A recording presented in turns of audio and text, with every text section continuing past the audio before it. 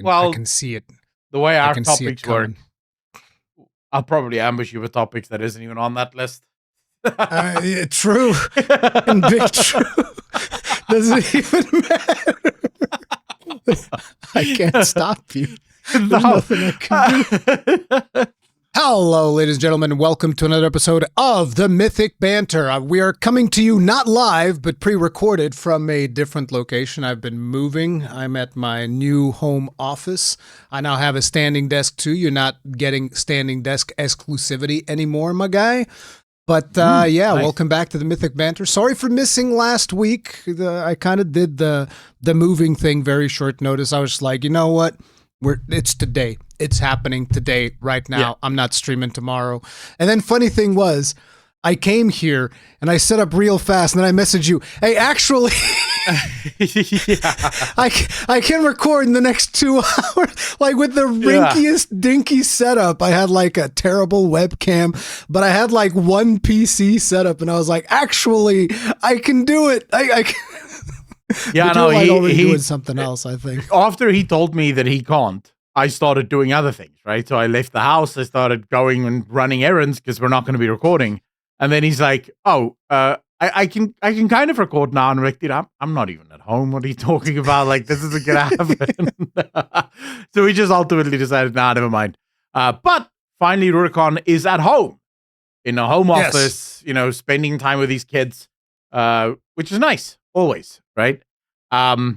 Yeah, it's totally not absolutely terrible and caused me to have a meltdown on stream yesterday. I promise that didn't happen at all. I was like fighting this big dragon, hard as nails, a boss fight that I wasn't even liking and that I think actually has terrible camera issues and all of these other problems. And my kids were right outside making the biggest racket of their lives for some strange reason. Wow. And I was like, bro, why today? Of all the days, why did it have to be today that you kids are going to go and do this to me? It's always, I just quickly, before we go, I just want to ask, is your camera just sort of weird for me? It's or is it no, on it's your side? It's a little bit weird. I'm kind of like fixing it. I don't know why that is, but you know, it's new setup, so most people are minimizing the window, okay? Otherwise, listen, it's cinematic. It's stop motion, okay? Enjoy it. So, okay, while Rurikhan is cosplaying a comic book character, the rest of us will just go on with the actual video portion of this podcast.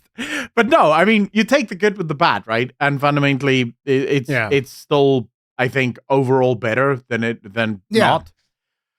Working from home, I think, has its ups and downs. As someone that's been working from home for about 9 years now, there's definitely something to be said for you sort of it meshes together, and it kind of eventually you lose the ability to break from work because you're not you're always at the place of work. I don't really mind that. I was kind of used to that before I kind of like lost my home office because I had a daughter and I was like, well, guess I don't have a home office anymore because I have a daughter now. And I was always used to doing that. And to me, for my creative process, it's always better to have it at home because then at like 10 p.m., you can be like, oh, I have this video idea. Let me go work on that real quick. Whereas before it'd be like 10 p.m. and I'm like, oh, I got this video idea. I'm sure I'll remember that tomorrow. All right, I'm sure it'll be the exact same thing, and it doesn't. It doesn't. It work. never works that way. Never. You have to write it down, and even when you write it down, the next day everything's changed, and you're thinking about it completely differently. You're like, "Oh, come on, man! This was genius." Last night. I had the best idea ever, and now it's gone. Not to mention that sometimes there's this news that come out, and you're like, "Oh, I need to cover this like right now." And it was always so frustrating seeing like every channel that would be in my niche, like something new for Monster Hunter or Dark Souls would come out, and I'd be on the window looking at everybody else covering it, and I'd be like, "Oh, I can do it tomorrow." Nice? Yeah. Oh, damn. No, there's pros and cons to working from home, right? Yeah. The pro is you can pretty much immediately get on and do your work. The con, you can get on and do your work pretty much. You can always go and do more work. Yeah. And my problem is I can't, when I see news, I can't not make a video. Yep. So it's not like I can go, I'll do it tomorrow, because it'll bother me the rest of the evening. Like I will not be able to control or think of anything else, because I'll constantly be thinking, man, I could be covering this now. I could be talking about all of this and all of these ideas and all of this stuff that I could be mentioning. Why am I not talking about this? So yeah, it's incredibly annoying, but we have to talk about the poll, as we always do. And then we have to talk about something else. No, actually, before we get to the poll, I quickly want to mention something. Did you see the new video from Master of the TDAs? No. Did you not watch that? It's like we were literally talking about the topics before this. And he starts. It's like, did you see this one thing that I totally didn't just tell you about 10 minutes ago so that you could go see it? No, I didn't see it. I have no idea. All right, so they made a video. Remember how we spoke about how the YouTube algorithm seems to have just completely changed? Oh yeah, like overnight. No one knows. So he noticed this as well. And they decided to reach out to multiple creators. They chose 5 different creators in 5 different creation brackets, right? So effectively, someone that had over 100,000 subscribers, 50,000 subscribers, 25,000, 10,000, and someone that was under 10,000 subscribers. So they had these 5 creators, and they basically required a lot of analytics. And they started breaking down the analytics. Let me just say one thing real quick. I think that based on the numbers that you just told me, and I don't say this to kind of like demoralize people, but I think that YouTube doesn't give a fuck about anyone who's like less than 250,000. I think because you know how sometimes they'll send like these surveys that you'll go and answer? That is currently like their first bracket. And that usually indicates, from my experience, that they don't give a fuck about anybody who's below those brackets. And currently the bracket goes, are you below 250,000, between 250,000 and 500,000? So usually what that signals to me is like, if you're below 250K, we don't give a fuck. We just do not care. Okay, fuck you and die. But when all the data points to the same thing, it sort of proves it in a way. Yeah. So here's what they found. The only views that currently count towards monetization is engaged views. If someone didn't watch the video for long enough, or clicked the like, or commented, the view doesn't count. In fact, when they looked at the view count, that actually counts, and they looked at engaged viewers, they found that they were like 98% correlated consistently. So in other words, YouTube's algorithm, unless someone is engaging with the video. Now, YouTube did say, because they did actually find this a few months ago, YouTube said that they're working on a new plan to combat clickbait.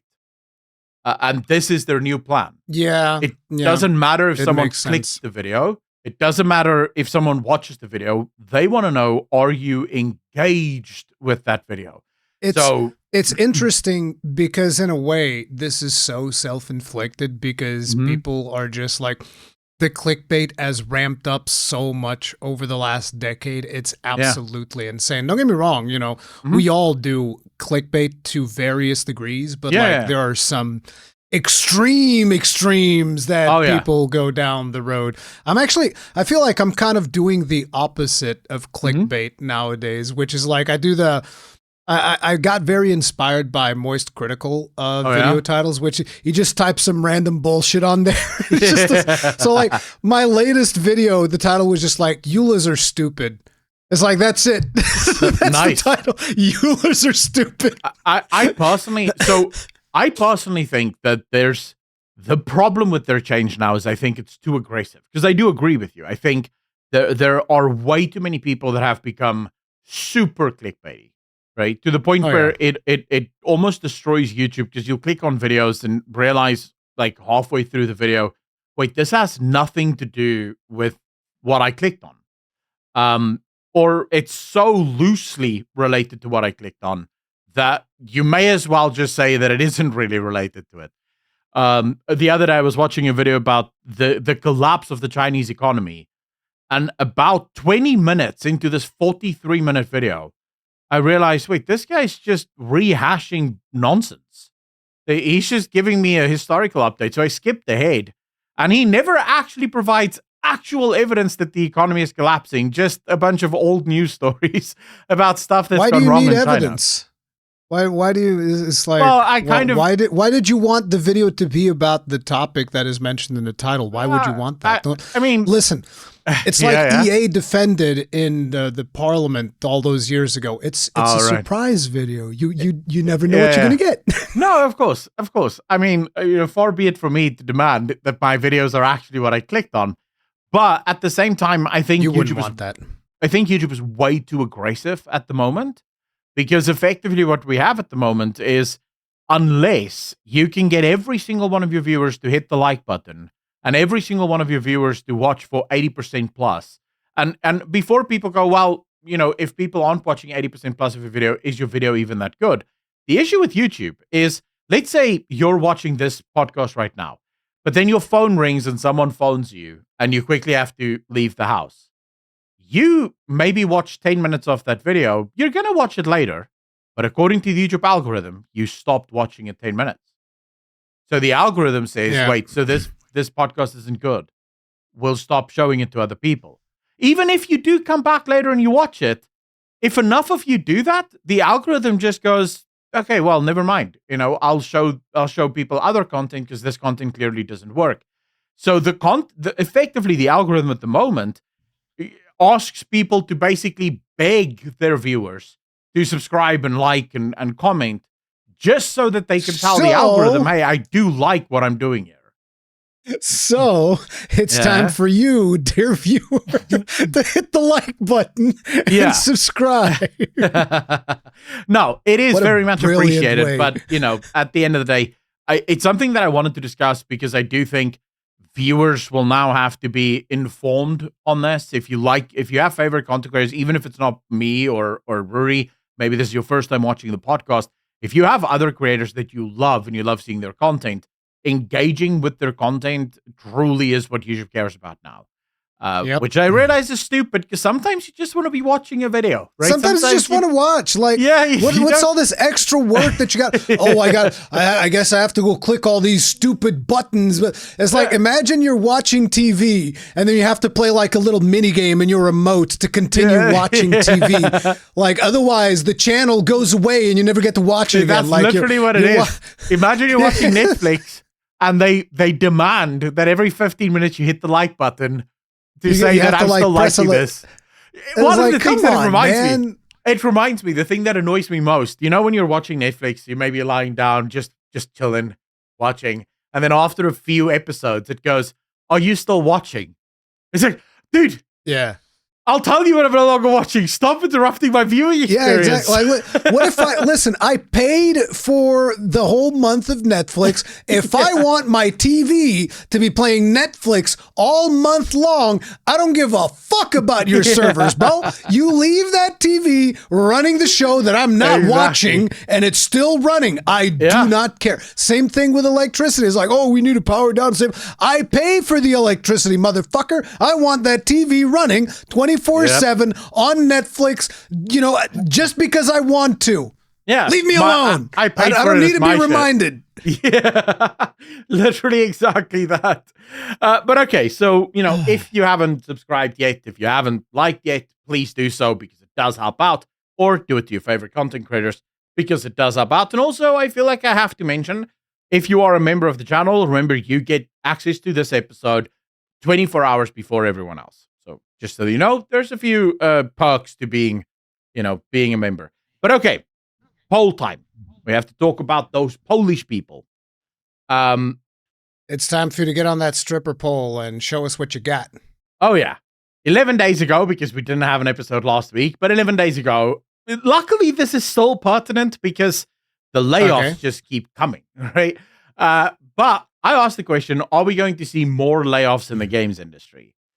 75% of the 326 of you that voted said absolutely yes. 1% of you had a mental breakdown and said no. No, they're trolling. They're just like, oh, I'm gonna hit no, and then they're gonna have to talk about it. Hey, got him.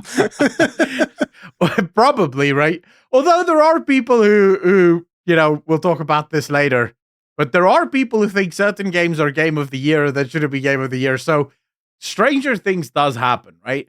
But then 22%, and this is the one that I think is most interesting, said a lot more. And this time, only 2% of our viewing audience say show results, meaning a lot of people have a lot of thoughts about this. The See, a lot YouTube, more, I think, is people are engaged with the Mythic Banter. They're engaging. Yeah, they're clicking the buttons. Imagine if you could do polls right under your videos. That'd be really cool. You can do polls on live streams, which is cool. Yeah. But yeah, polls right under the video. Because that would actually be nice. Super cool. Yeah. But the a lot more, I think, is the most interesting one. And guys, there's part of the conversation today, which is why the poll is so interesting, is still to do with layoffs and the stuff that's happening with the layoff situation. So yeah, I agree with the 22%. I think we're going to see a lot more going on. Because while I don't think the gaming industry is done learning their lessons, I think there's a lot of studios that stole. How do I put this? I think there's a lot of studios that are run by business people that don't have a clue what making games is all about. And so they know all about like how to maximize profits. They know how to balance spreadsheets and do all of that. But whenever it comes to actually making video games, they're completely oblivious to it. Yep. Yeah. I mean, we saw that in COVID, right? A lot of what we're seeing now are layoffs as a result of the boom that happened during COVID, where these studio heads thought to themselves, hey, if we have 200 developers and we are making billions of dollars, imagine what 400 developers will. That's more billions of dollars. And any gamer would listen to that logic and go, are you retarded? Because they would know this is not how it works. You don't just, more developers don't automatically mean more money on the other side. What do you mean? We can't just like, they think it's like those interest things at the bank where it's like, hey, you get like 5% interest on this. Oh, that's great. That means if I put more money comes out. That's fantastic. Yep. Video game industry, not like that apparently, but you know, it is what it is. But yeah, so I agree with you guys. There's going to be probably a lot more layoffs. Speaking of things that can only ever get a lot worse. Jesus Christ. Let's talk about the man, the myth, the legend, Pirates Soft. I feel bad for this man right now, like, cause like, listen, whenever you feel the full weight of the internet coming raining down upon you, like even if you get just a fraction of the weight of the internet bearing down on you, it can be very, very crushing. I've had similar things to this, never on this scale, but I've had similar things where sometimes people came down on me for like either having a certain opinion or because they thought I did something I didn't actually do, and so on and so forth. I've experienced this, and it is miserable because it, like, even after you're done working, you've done your thing, it's like eating away at you in your head, right? And at the scale that Pirate Software is getting it, it's absolutely insane. But to a certain extent, it is also absolutely self-inflicted because bro will simply not back down, and he will triple down, quadruple down. He will not admit to any fault whatsoever. And so what's been happening recently is, because there's all this attention on Pirate Software, we now have a couple of channels that do coding, and they've been looking at Pirate Software's coding. Dude, that's and let me just say something, okay? You know, I get it that for educational purposes and all that, sure, fine, whatever. But like the degree of scrutiny to which they're looking at his code is absolutely insane. And I say this as I have a comp sci degree, right? I went to college. I know the basics of coding and all of that. And even though that was like 20 years ago, so my knowledge nowadays is not nearly as guys. important. Don't listen to Rurikhan saying he knows what he's talking about. The man can code on DOS. We're over that, but just write in the comment section telling him how cool he is that he can write in DOS. I'm amazing.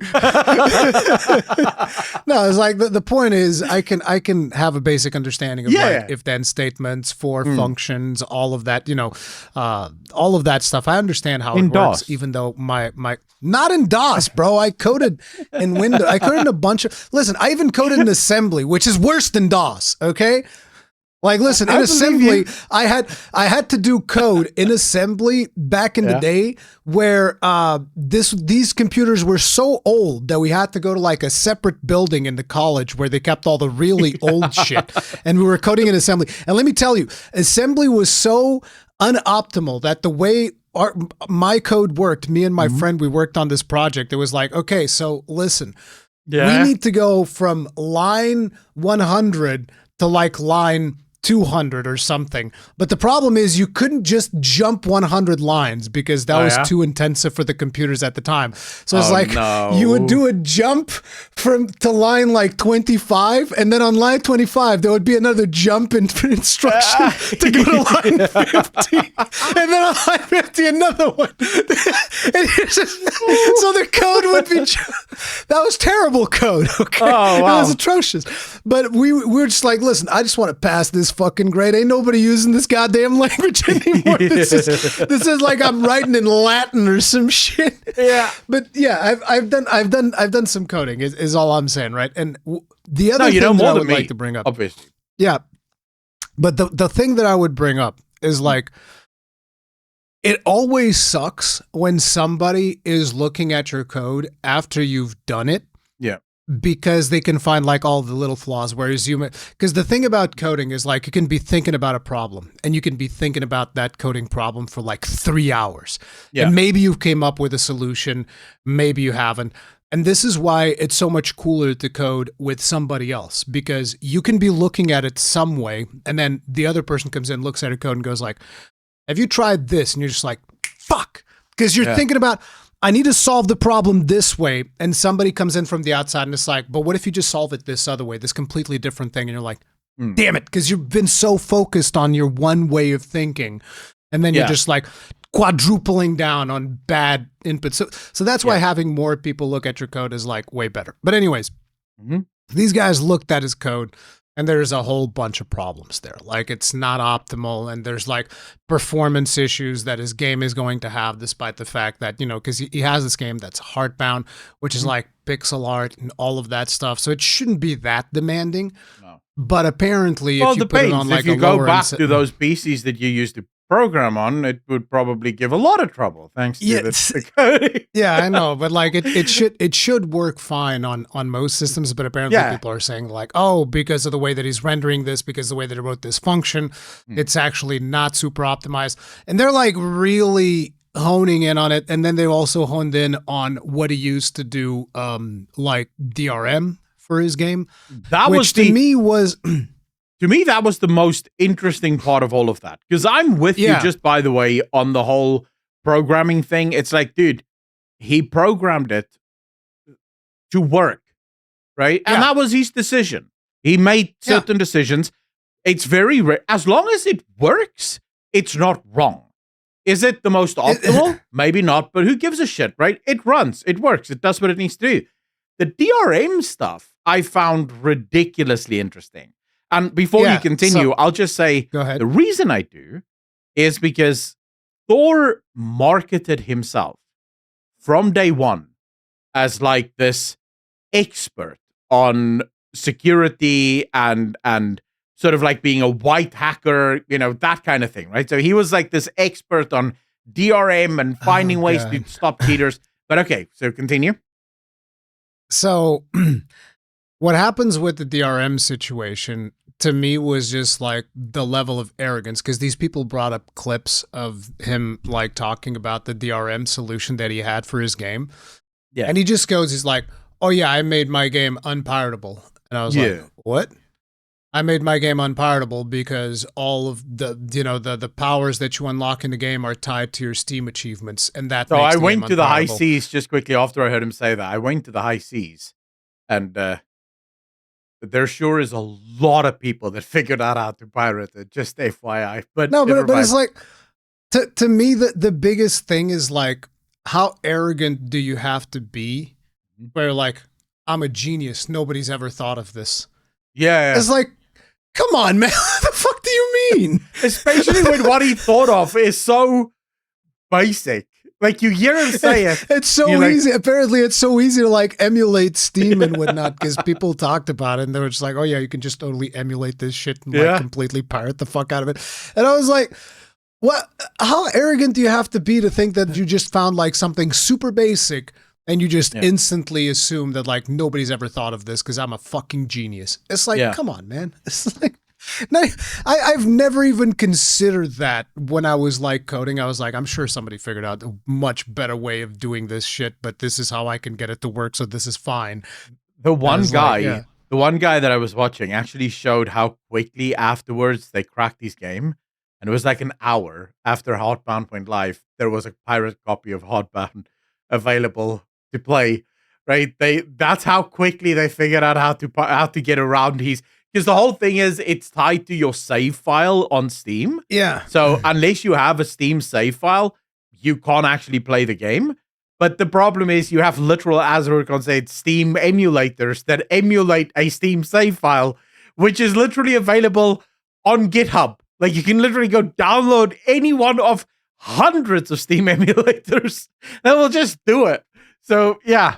Yeah, it's just like strange the way that he is so arrogant about everything, and then he's still so wrong about so many different things. Yeah. And you know, at the end of the day, I just feel like, listen, bro, you had a bad take on Stop Killing Games. It's not the end of the world. Just say that you had a bad take. Okay, every now and then I make mistakes, and I just like, hey guys, you know what? I got that one wrong. My bad. Yeah. Like recently. Whenever there was this Monster Hunter thing where they were talking about how they were implementing FSR 4. Yeah. But FSR 4 apparently only works on the 90 series cards. Of course. And I'm so used to NVIDIA's scumbaggery of like purposefully locking software behind hardware, despite the fact the hardware doesn't really contribute anything meaningful. Like some versions of the LSS and whatnot, they would just like lock, oh no, this only works on the 30 series or the 40 series cards, despite the fact that they could easily implement it in the other ones. So you mean like the LSS 2.0 doesn't work on the 30 series, only on the 400 series, but then 3.0 is like, oh wow, you guys are scumbags, but never mind. Yeah. So it's like, because I'm so used to that, I instantly assume that like, well, obviously this would work on earlier cards. They're just doing the NVIDIA thing. And I was wrong. I was wrong. Okay. Apparently there actually are specific cores on the 90 series AMD cards that enable FSR 4, and that without those, you actually lose performance if you were to implement it on earlier cards. So I was like, hey, guess what? I was wrong. Listen, Thor, Jason, that's how you do it. I was wrong. Yeah. I was wrong. Sorry, my bad. I'm used to getting scammed. It is what it is. Yeah, I just want to say, I don't even think it's necessarily that he had a bad take on the Stop Killing Games thing. It's that he quadrupled down on that bad take. Not even that, because I would argue I have a pretty bad take compared to the rest of the internet on Stop Killing Games, because I'm not wholly in support of the initiative, right? I am lukewarm in support of the initiative, insofar as I want them to stop killing games, but I also want the petition to be super specific about what it wants, right? Because I don't trust the government. So, but a lot of people do think that's a super stupid take because, we'll figure it out in post. We're not going to do it now. We just need to get this on the floor. And so my take on this was, okay, no worries. We'll see how it plays out. If it turns out that the politicians really ruin our hobby, I'm going to be the one going, I told you so, right? If they don't, I'll just play my games as normal and it wouldn't even bother me, right? But it's fine. Either way, I think the problem that I have with Pirate Software is not only did he have a super bad take, he misrepresented what Stop Killing Games even Yeah. is, right? So he lied about what Stop Killing Games is. And then even after people pointed out to him, wait, bro, but that's what the hell are you talking about? He doubled down on the misrepresentation. Like, he never admitted that, or even just, you could always come out and say, oh, guys, I completely misunderstood what this initiative is actually about. My apologies. I still don't agree with it, but here's my updated take on it, or whatever. Instead, he sort of doubles down and tries to gaslight everyone that he didn't misrepresent it, even though you can listen to him misrepresenting it, right, in real time. I think that's my issue. But what you said about him being arrogant, you see, this is what I think will bite him in the ass ultimately, because he came onto the scene and presented himself as this expert, right? He spoke with such authority on the ideas of security and of being, this ex-Blizzard employee and all of the hackers that he stopped and all of the DDoS attacks that he stopped. And, he was integral in the security of World of Warcraft. Anyone that's ever played World of Warcraft will immediately go, what security? Where? Like, what are you talking about? Bots are everywhere. Like, dude, there's more bots in that game than actual people. What are you talking about? It's his fault. He's going to get blamed for it now. Where was the security, Jason? Why are there so many bots in World of Warcraft? You bastard. Turns out it's your save fault. File for World of Warcraft doesn't work that well. No, you know what he's going to say? He's going to be like, well, I left Blizzard. Now it's full of bots. It was me. I was keeping them all at bay. He's going to take credit. So I think, and that's the problem. It turns out he's not that big of an expert. He might be good at it, but he's certainly no, Newton or Einstein when it comes to anti-bot behavior, right?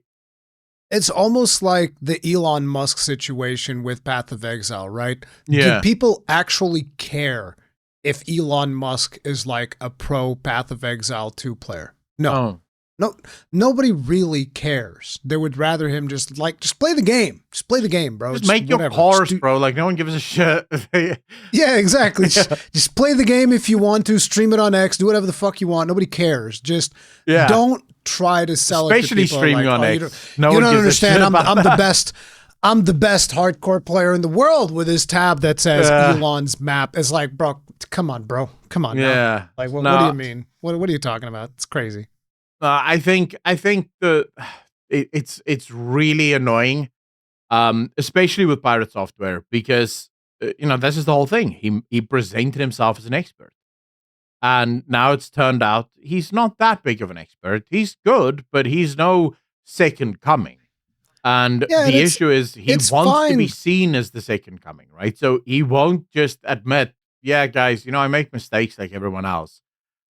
Instead, he demands that people go back to worshiping him. Right? People should go back to listening to everything he says. And it's like, I wish that he would understand that being entertaining is more important than being good in the line of work that he's in right now for the streaming and all of that. That, being able to entertain an audience is more valuable than how good you are at coding for this specific.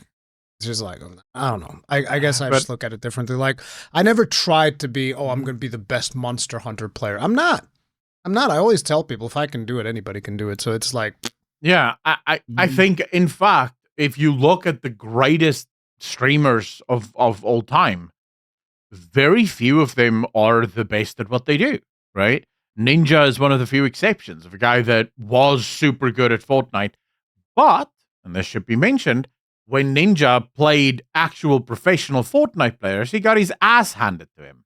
Yeah. Because he's good for, he's reasonably good, but he's not pro level good. But then the pros aren't getting his views. Why? Because they're not entertaining. They're just professionals. Because they're good at playing the game. Like, that's it. They're not as good at entertaining an audience, at least most of them. I'm not going to make the case for every, because I don't even follow esports or anything. No, I was just using him as the example because outside of him, look at Kai Cenat. Was it Kai that, how many hundreds of times did he die on Elden Ring bosses that I managed to kill in like 40 pulls, maybe. He would have like 300-400 deaths on. But there were thousands of people watching him. There were about 40 people watching me. Right? So clearly, it doesn't matter, right? People want to see him get frustrated. They're enjoying him. He's entertaining. And that's all that really matters. People aren't really looking for, the best streamer. They're looking for someone that makes them laugh, that makes them forget about the shit that's going on in their life, So yeah, I think fundamentally, Pirate Software is making himself look the fool. And when you look actually at his channels, it's not good, bro. Oh yeah, he's been on a bit of a downward trend, but it's like it's recoverable. I just feel like at a certain point, just actually look and see, oh, did I do something wrong? Okay, I did a couple of things wrong. Let me just address these. Boom, done. Dude, that's people, literally it. That's what people want. Most people have a tremendous capacity for forgiveness. If you own and you go, I'm so sorry, guys, most people will forgive you. Most people will be like, oh yeah, just don't do it again, and then move on, right? Because no one is actually looking to destroy this man's life. Like no one's actually trying to do I don't know anymore, dude. Nowadays, I don't know anymore. The thing is, like you look at Pirate Software on YouTube, and there's like a million channels just like, oh, I'm gonna get a piece of that pie. Yeah, I mean, there's a lot of people, but I would also just like to point out that there's a lot of people trying to make a name for themselves in the drama space, and any drama that pops up is an immediate let's go. Maybe this is my big break. Let's go, jump in. Yeah. Maybe this is my big break. With the new YouTube algorithm changes, probably not your big break, but never mind that, right? Okay, so sticking to the Pirate Software drama, so I'm not going to make a chapter update here because it's still part of the same conversation. Apparently, Europe is, or at least some in Europe, is taking this quite seriously. You should definitely make this a separate point. And okay, so okay. There let me update it. Okay, yeah, okay, there we go. Yeah. There is currently a politician in the EU Parliament, and somebody pretty important, the Vice President, Nikolai Stefanop something. Sorry, it's got a lot of squiggly lines on his name. I'm sorry, bro. I'm sorry. Listen, I love the Romanian people, okay? I played World of Warcraft with a lot of Romanians. You guys are a rowdy bunch, like I always say. Did you know, Accolonn, that if you cannot cuss somebody out for 15 minutes straight without repeating the same insult, you know what that means in Romania? What? You don't have a driver's license. That's what that means. Wait, those guys have some swear words? No, you don't understand. It's not that they have that many swear words. It's that they are very, very creative with their insults, okay? Like their most basic insult, I can't even say because this video will get demonetized, okay? It's literally that bad. And why? Hungarians, why are you guys, or Romanians? Why are you guys so angry? Romanians. It's like, listen, and when I was playing World of Warcraft with them, this was the thing that I heard the most, like all of the time. Like somebody would make a mistake and it would like instantly snap off. Boom. It's like, it's a terrible insult. All right. But I don't those guys are why are they so angry? I don't know, bro. Is life hard in Romania? It probably is. But this guy, the vice president, he said it like, listen, when you purchase the video game, the customer owns the game, not the company. That's how it works. And he basically said that he signed the petition himself and that he is supporting the initiative and he will provide any help that people need, which is friggin' awesome because I've been seeing a lot of discussion back and forth. And I think that a lot of people are misinterpreting what this bill is because people think that just because you own the product that you purchased, that gives you the right to just copy paste it and then just mass resell it to other people, which obviously these are two very different things because you can own a car That doesn't give you the right to open up a shop and start manufacturing that car. Yeah. These are two very different things. Well, what do you mean? I bought the very- BMW. I know how it's made. I can just make more. Yeah, just make more. Go right ahead. I'm sure it will work out great for you. But it's like, this is the conversation that has been happening. I even had like a conversation on Twitter where somebody was saying, well, yeah, but owning the car, that's one thing. And then your driver's license is the EULA. So you can own the car, and then that doesn't mean that you can go and break the rules of the road. And I was like, you're correct. The difference with video game is that now the EULA is saying that you don't own the car anymore, and they're taking your car away. Yeah. So in other words, the second your license lapses, the government comes in and says, our car now.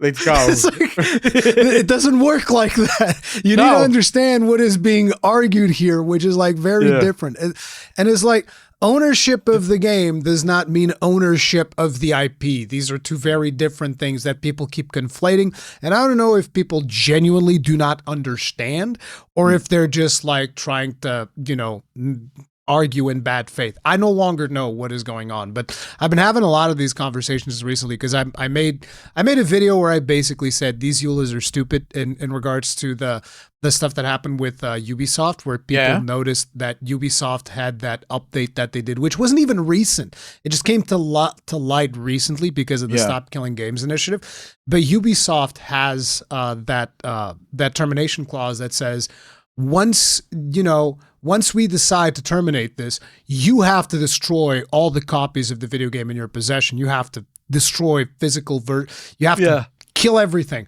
And it's kind of like, it's dumb. It's stupid that a EULA says that, because it's incredibly adversarial towards your customer base. And EULAs are not really legally enforceable for the most part. You've never really seen anybody enforce, oh yeah, you gotta go break your disc now. Like that's stupid. Like, nobody is going to be forced to do that. But the interesting thing is, they're not the only ones who have this in their EULA. Like, you want to know a couple of more, Accolonn? Just a couple of examples. I'm not going to say all of them because, like, somebody on Reddit actually compiled a list. But, like, some of the important examples would be, like, Larian has this in their EULA. Oh, yeah. But Larian also doesn't take their EULA seriously because they call it end user license, also known as our cursed pact. And then they refer to the EULA as the pact, but they have the same clause in there as well of like, if the thing terminates, you have to destroy it. And in the Reddit thread, they said, oh yeah, but you have to be the one to terminate. And it's like, no, there's a clause above that says that they can terminate it if you don't accept like updates or something like that they've done to the game. They can terminate it on their side. And that basically would, apply the same clause that you have to destroy your shit. Another one would be Elden Ring. Elden Ring has that in their EULA as well. I would argue probably most companies have that in their EULA. And the reason for it is most of these EULAs are super standardized. It's copy-pasted. It's copy-pasted stuff. Because some legal monkey Yeah, because from their perspective, it is their property because games are a service nowadays. So one of the things I do love about the Stop Killing Games initiative is exactly that. Some games is a service, and that is true, right? If you're playing an MMO, you're playing a multiplayer game, that is a service. Everyone agrees with that.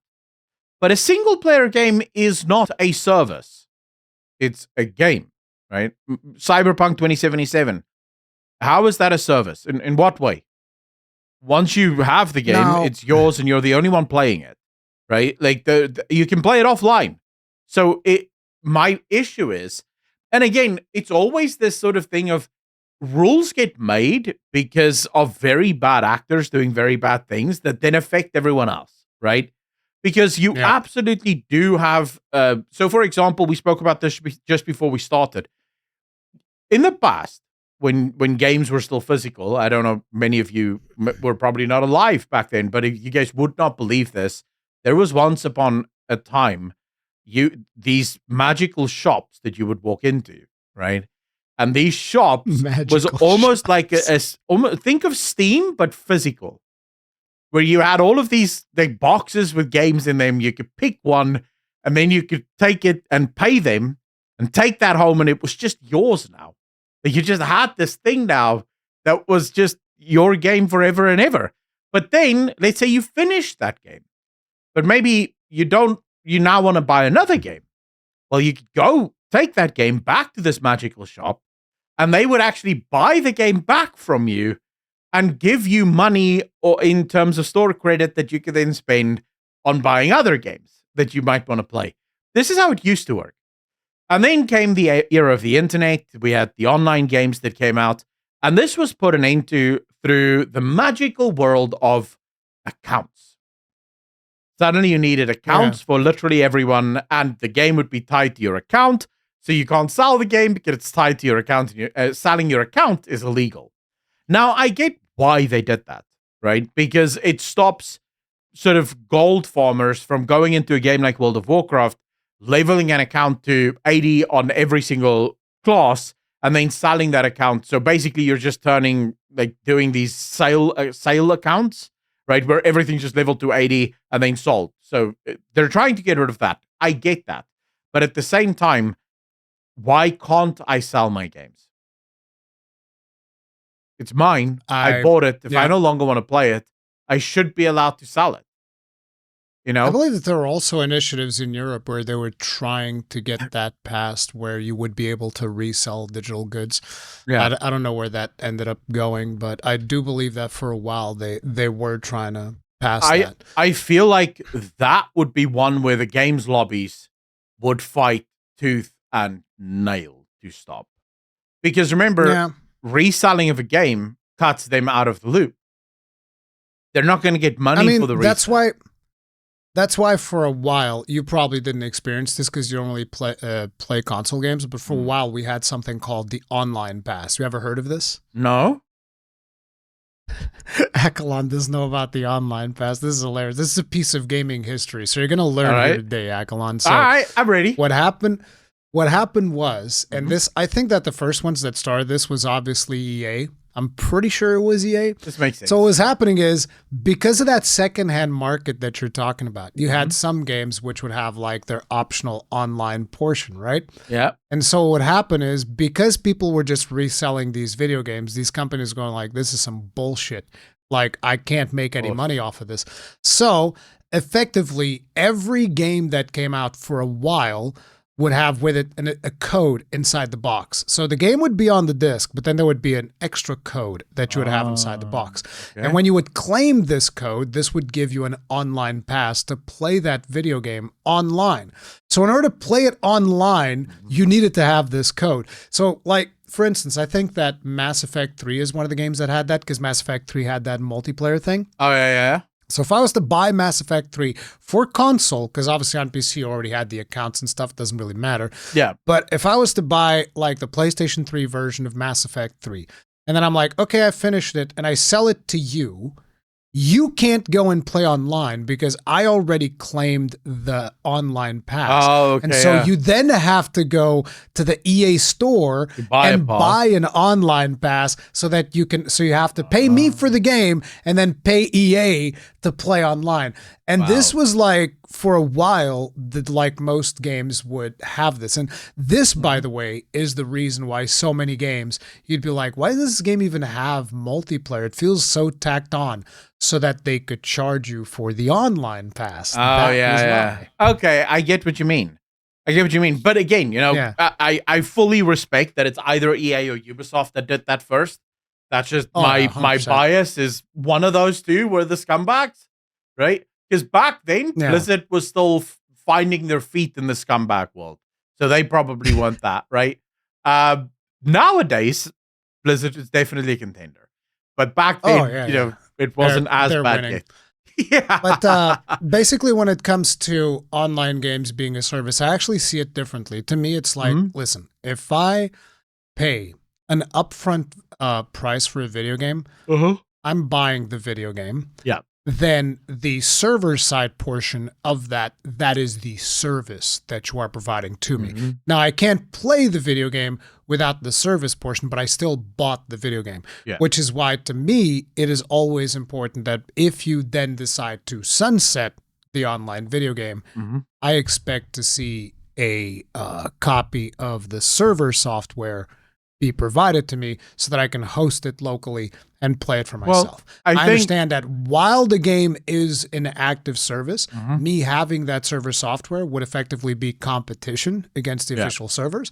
So I get it. Not fair. Sure. Whatever.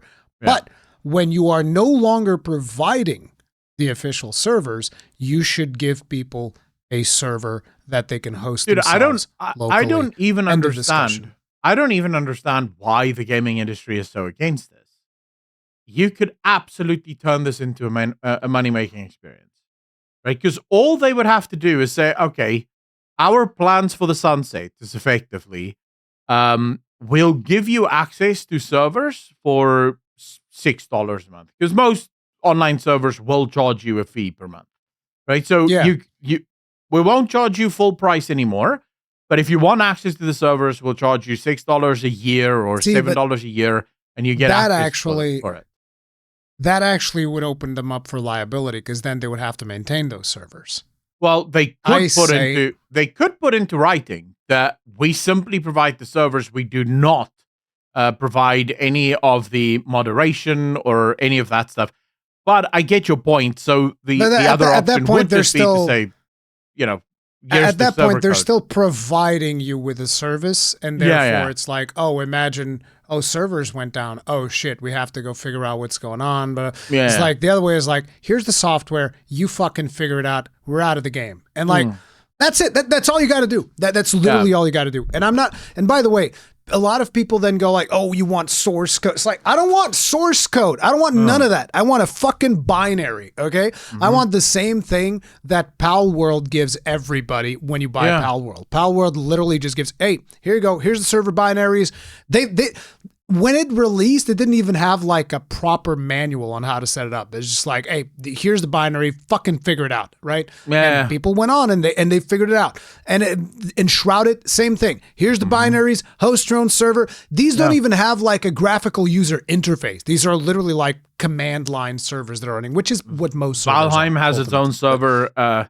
Valheim as well. It's stuff. like there's tons and tons of these Survivor games that come with their own servers. It's like, and people seem to believe that this is like some arcane technology from the heavens that like nobody can fucking do it.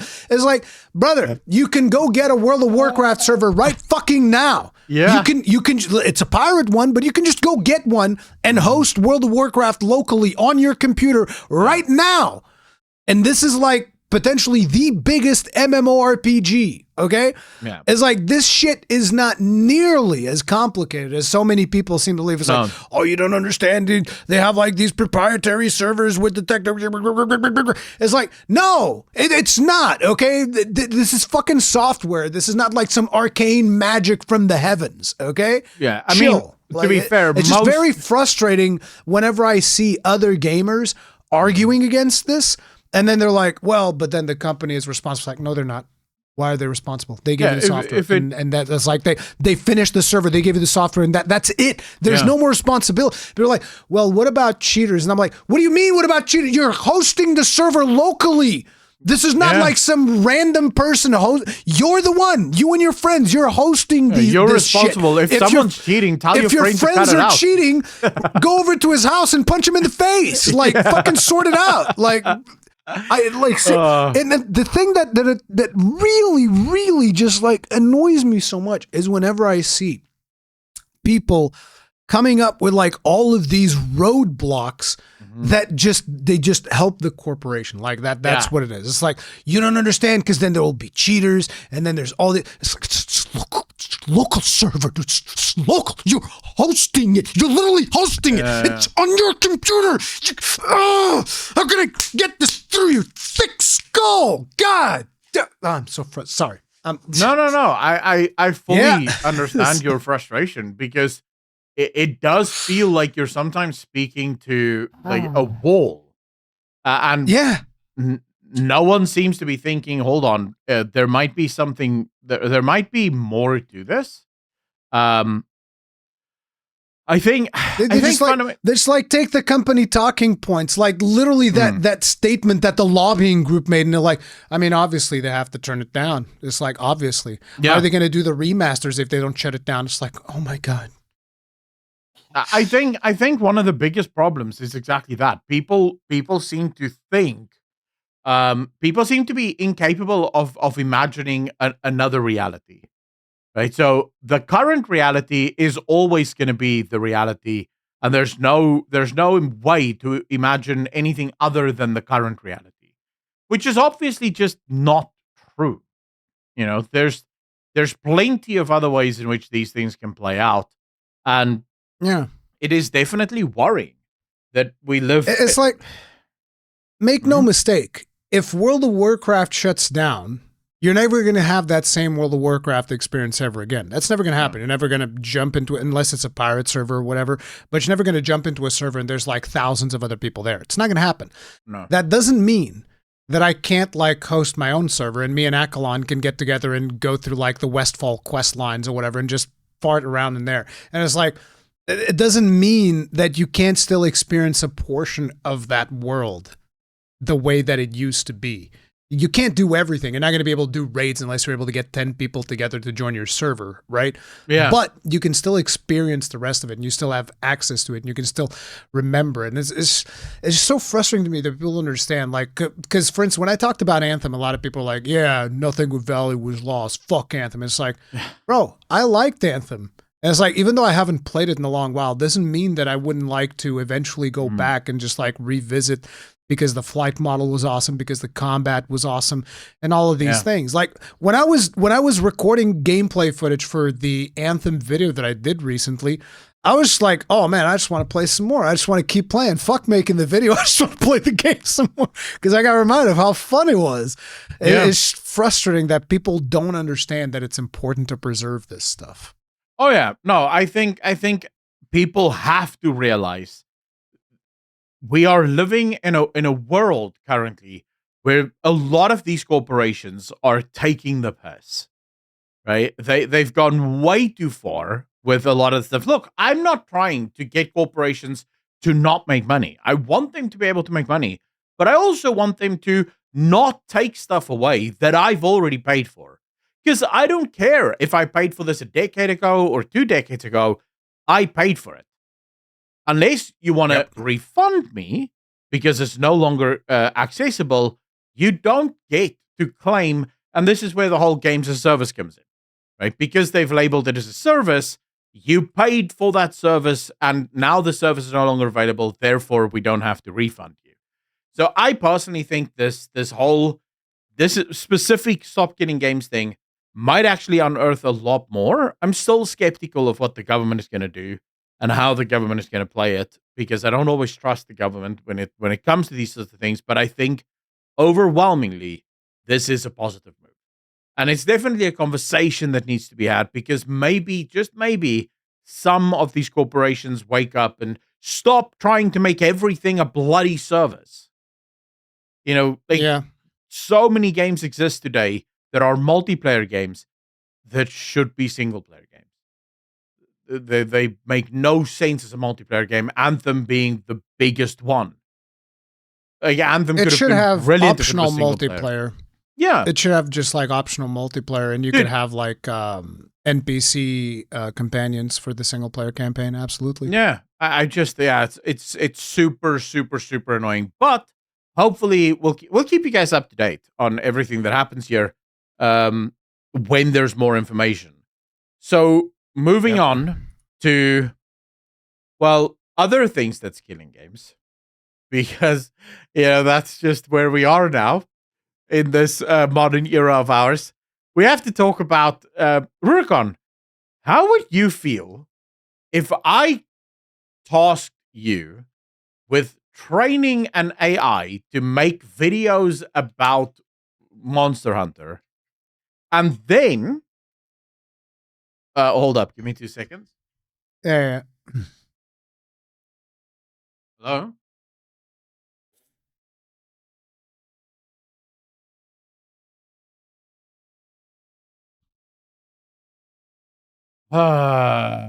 So annoying. So annoying. Man, I hate these robot calls. I know, dude. Happens all the time.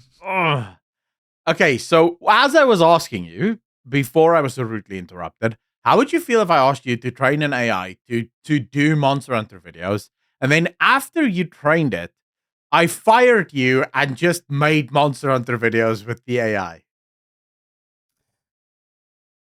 Curse you and your sudden but inevitable betrayal.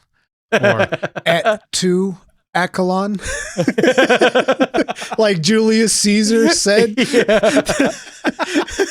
At two.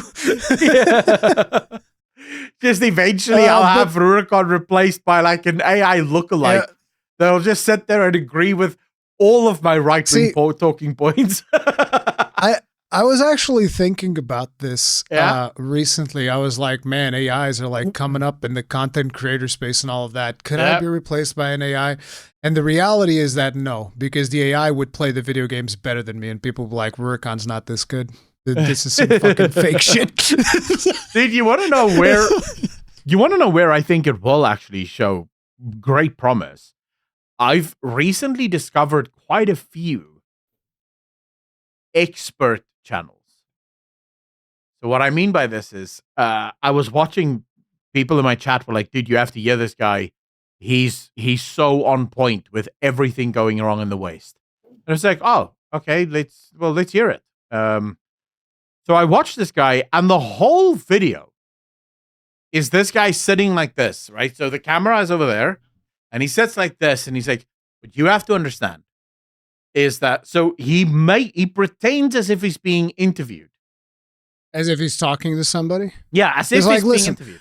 If I'm looking like this, it's simply because Accolonn's on this monitor, and so I can't be looking like this all the time. It's very frustrating. Yeah, I have your face right next to my camera, so I'm just I can glance. See, well, you were complaining that my camera wasn't working properly, and apparently NDI is what was causing that. So now I can't look like here. I have to look here. Oh, it's your fault. So yeah, but no. This guy was literally doing it, and why was he doing it?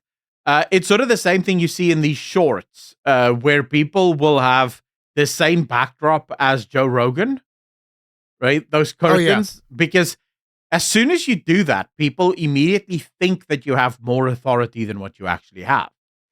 And I think because you're copying someone with authority. Yeah, you're copying someone with authority. Or why would someone interview you if you have no authority? Right? Yeah. They're interviewing you because you have some authority here. And I think that's where AI is going to become super good, where people can just set up these fake interviewers that asks questions that, and they can answer it, but it's all programmed, and the AI makes sure that it sounds good, and that I think that's coming, right? What I don't think is coming, and by the way, guys, this wasn't just an exercise in futility, me asking this of Rurikhan. That's literally what happened. Oh yeah, like this was at with the Microsoft layoffs, if you guys remember. Yep. Like 10%. This was one of the biggest surprises for me, is that they fired like 10% of King, which are the guys behind Candy Crush, which is a huge moneymaker for Activision Blizzard, and now huge moneymaker for Microsoft as well. So I was surprised. But then did you ever look up what was the size of King? No.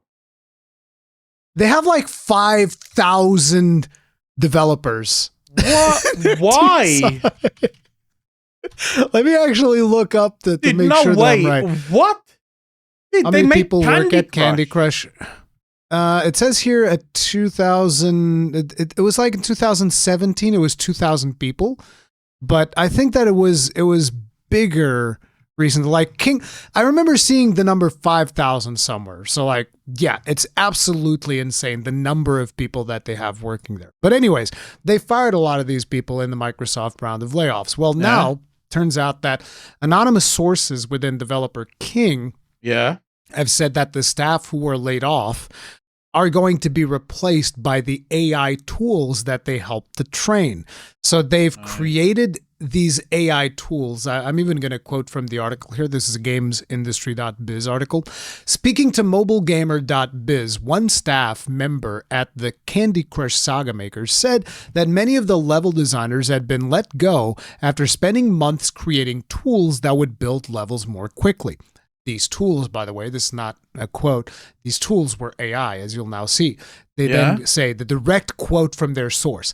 Now, these AI tools are basically replacing the teams, the anonymous staffer said. Similarly, the copywriting team is completely removing people since now we have AI tools that those individuals have been creating. Around 200 people are thought to have been laid off from King as part of Microsoft's sweeping cuts, but the same source quoted above suggested that the actual figure could be higher. MobileGamer.biz reports that recent internal employee survey found that the morale within King was already low. I would expect your morale to be low. You're working on Candy Crush. Yeah. I mean, even on the base day, you're having a pretty shit day. I would want to off myself every day that I'm driving to the office. Yeah, pretty much. Yep. Just another day working on this bullshit game. Fuck me, dude. This game that is making like soccer moms spend their husband's hard-earned cash for fuck all. It's fantastic. Insane. Dude. But the crazy thing is, this is something that's going to be happening more and more in the industry, and Microsoft is leading the charge with that stuff, as they have shown, because they put like 80 billion into AI, which, remember when you said that, I was like, I didn't even know that they had put that much into AI. So they're putting 80 billion into AI, and then they're firing 9,000 people. They're replacing those people with AI. We're going to get AI designed slop from Microsoft moving forward, which is very frustrating. Oh, yeah. I mean, 100%. I think the biggest issue here is, and this is where I sort of, I want to chime in, and I realize a lot of people might get a little upset over this, but just hear me out, right? I'm not against AI in any way, shape, or form, right? I'm against what this is, because this is true scumbaggery. But I also think that those of you that are vehemently against AI need to, and you can take heart at this, there's going to be a reckoning within, I believe, the next decade. Because I believe that there are, remember we spoke about this earlier, there's a number of developers who, or a number of studio heads, do not know how to make video games. They don't understand what makes a good video game a good video game. Yeah. There's a number of them. The people at the top. This always reminds me of that Steve Jobs speech. You've heard that one? I'm sorry I interrupted you. But No, you know the one that I'm talking about? Yeah, I know exactly which one you're talking about. Yeah. The one where he just goes like you push the product people away, and then the marketing people gain control of the product, and all they care is about selling the product. They don't care about making a good fucking product. Yeah. And that's exactly what's been happening to gaming for quite some time, which is why, again, the future is going to be in AA, 100%. AA are going to be the ones taking over, but continue your point, please. 100%. I just think the only thing I wanted to add to this was what's going to happen is these guys are going to go and they're going to replace most of the developers with AI because their thinking is going to be, look, okay, we understand story can't be replaced with AI. The AI can't write the story. And we understand. It absolutely can. Yeah, it's just not going to be a good story. But they'll probably. I'm just sort of spitballing it, right? So they'll identify certain parts that can't be replaced by the AI, but things that they'll absolutely think AI can replace is world building. I mean, physical world building, not narrative world building. The AI can replace that. Making of doodads and trees and assets and all of that. Most likely, even character animations. The AI can replace all of that. We don't need to pay the developers for this. What they don't realize, and what genuinely is going to bite them in the ass in about, I would say, in the next decade, is all of that is not devoid of creativity. There's a creative mind that influences the world, right? And how the world looks, what you experience when you look at the world. A studio executive might look at The Witcher 3, for example, and look at the world of The Witcher 3. And they just think, well, it looks like a world. Great. But the reason the world looks the way that it does is because there's a human that understands how it's perceived. And an AI will never understand that perception idea. That's why when you look at AI art, it's beautiful on the surface sometimes, but it's devoid of character. There's nothing really to hone in on. That's going to happen. Animation, same thing. You want to have one of the greatest games, animation-wise, ever, that proves this point, it's World of Warcraft. As much as I hate World of Warcraft, the character movement in World of Warcraft is handcrafted by the developers to be specifically perfect for WoW. For the art style they like, the whimsy that they like. It's crafted for it. Yeah, literally that, right? Dwarves going like this. It's designed like, with to their look that way. hands. Yeah. It's designed to look that way. When the orc jumps and the orc is sort of going like, hands up like this, it's designed like that way. he's a little bird. Yeah, right? It's physically designed to be that way because it fits the whimsy in the character. Will an AI think of that? Will an AI keep all of those different elements in mind as it's designing this? I don't think so. The thing is, if it's guided by a human, it kind of can, but you still need the human hand behind it. And there are just certain things that they're not going to be able to replicate.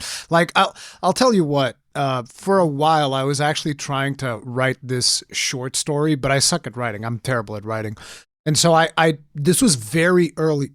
This is very early on when ChatGPT first started like being popular and shit. Mm-hmm. And I was writing this story about a dwarf, and I had no idea how to do it. But it's like I had the outline of the story in my head, and I was just like, okay, now just add like all of this background bullshit that people write, like he stared into the bottom of what would you call it, the big tall glass of ale, and you could see the little specks of it, the basic, giving you all those little details, like the room was dark with sinister, but just adding all of that fluff. I suck at that part. So I was getting the AI to like write all of those little bits, but like the outline of the story was all mine. And so I just got it to like generate the very first scene of the story, and I actually got emotional because I was like, oh my God, this story's so cool. But again, it was guided by me, everything except like the little flavor shit that I don't know how to do properly. And it's like, you can kind of get AI to do stuff like that, but it took like, I don't know, friggin' 3-4 hours to generate me like a page that I was happy with. Oh, yeah. No, I think the biggest issue with AI, as I say, as you and I have both said this before, it's not that AI is bad, right? I think guided by humans, it has phenomenal potential. The issue is these studio heads aren't going to look at it that way. Yeah. They're like, nope. Minimum they're going to think, wait, people possible. Yeah, I can replace all of these people. That's what you're telling me? Let's go. Right? I'm going to be rich. Their objective is to have like a one-man company that's a CEO that just has like a fucking AI prompt in front of him, and he just goes like, make sci-fi game. Yeah. Bloop. It's just done. Yeah, you're actually and not then he wrong. goes like, generate box art. Bloop. It's done. I personally think that's exactly what's going to happen, right? And I think that's their dream. The dream job for all of these people is literally that, right? Don't work. And that's going to backfire. It's going to backfire significantly. And this is why you need to get ready, guys. There's going to be a bloodbath, I think, within the next decade. And this time it's going to be entire studios closing. Not even people being laid off. It's just going to be these studios finally realizing that, oh, wait, are you telling me? I mean, they're already closing. Yeah, that's true. That is sadly true. But all right. So, is there anything else you wanted to add to this discussion? Nope. Okay, then we're going to be talking about. We just spoke about corporations. Now we're talking about even bigger corporations. In fact, we're talking about corporations so powerful that almost everyone appears to be afraid of them. Of course, it's Mastercard and Visa. They got to Steam. Steam just made a weird update to one of their policies where they're effectively banning all games that could be seen as being, shall we say, breaking or bending the rules that Mastercard and Visa has. My issue with that is I don't what does that even entail? Because the article that I saw didn't really go into detail about what that means, just that that's now banned. And I was like, okay, but I don't know. What do you mean it's banned? How Steam? I'm just seeing an article from the Gaymer. I hadn't heard about this at all. It's the first time. So the Gaymer article says your credit card provider might prevent you from buying all those adult Steam games thanks to new guidelines. What the fuck? Well, okay, so it is just adult games then, because the article I saw was arguing about that. It's not just adult games. That's just them like making like a fancy title. Bit of a joke, but okay? yeah, kind of like a joke. But I think that the point is, seems that they just want more power. Steam has now updated its publisher guidelines prohibiting content that may violate the rules and standards set forth by Steam's payment processors and related card networks. Ooh. Dude, it's in so many words, Visa and MasterCards now have sway over what games are allowed on the platform. In particular, certain kinds of adult-only content. We're already seeing new rules put into action. As a major purge was launched last night, what the hell? Removed from stores. Shepherd's demo? I don't see anything special. But this is the thing, right? My problem here it with is. Oh, here it is, dude. All right. Sisters The Hypnosis, episode Makoto, Phase Night, Ellen and Dungeon Town Sodom, additional adult story and graphics DLC, Black Office Entertainment Department. There's some Chinese characters that I can't read. Sus Ritual, Escape from the Village of Lustful Rituals, Lustful Heist, Guilty Hell Gunslinger Costume, Guilty Hell White Goddess in the City of Zombies, Lustful Heist. Oh yeah, here's the purge, dude. Sound like Paradise Cleaning. Wait, what the hell is this? Cuckold Princess? When I noticed it was all taken. There's a game called Cuckold Princess. No, dude. But okay, so if it is just porn games, I don't care, right? But for those of you that isn't watching but just listening, Rurikhan is on the floor laughing. What is going on, dude? Brainwashing with tentacles, heavenly badonkers, man. Like, the fact Paradise Cleaning, Cuckold Princess. Dude, you have to censor when I say this. This is so gay. It's so getting demonetized. Oh no.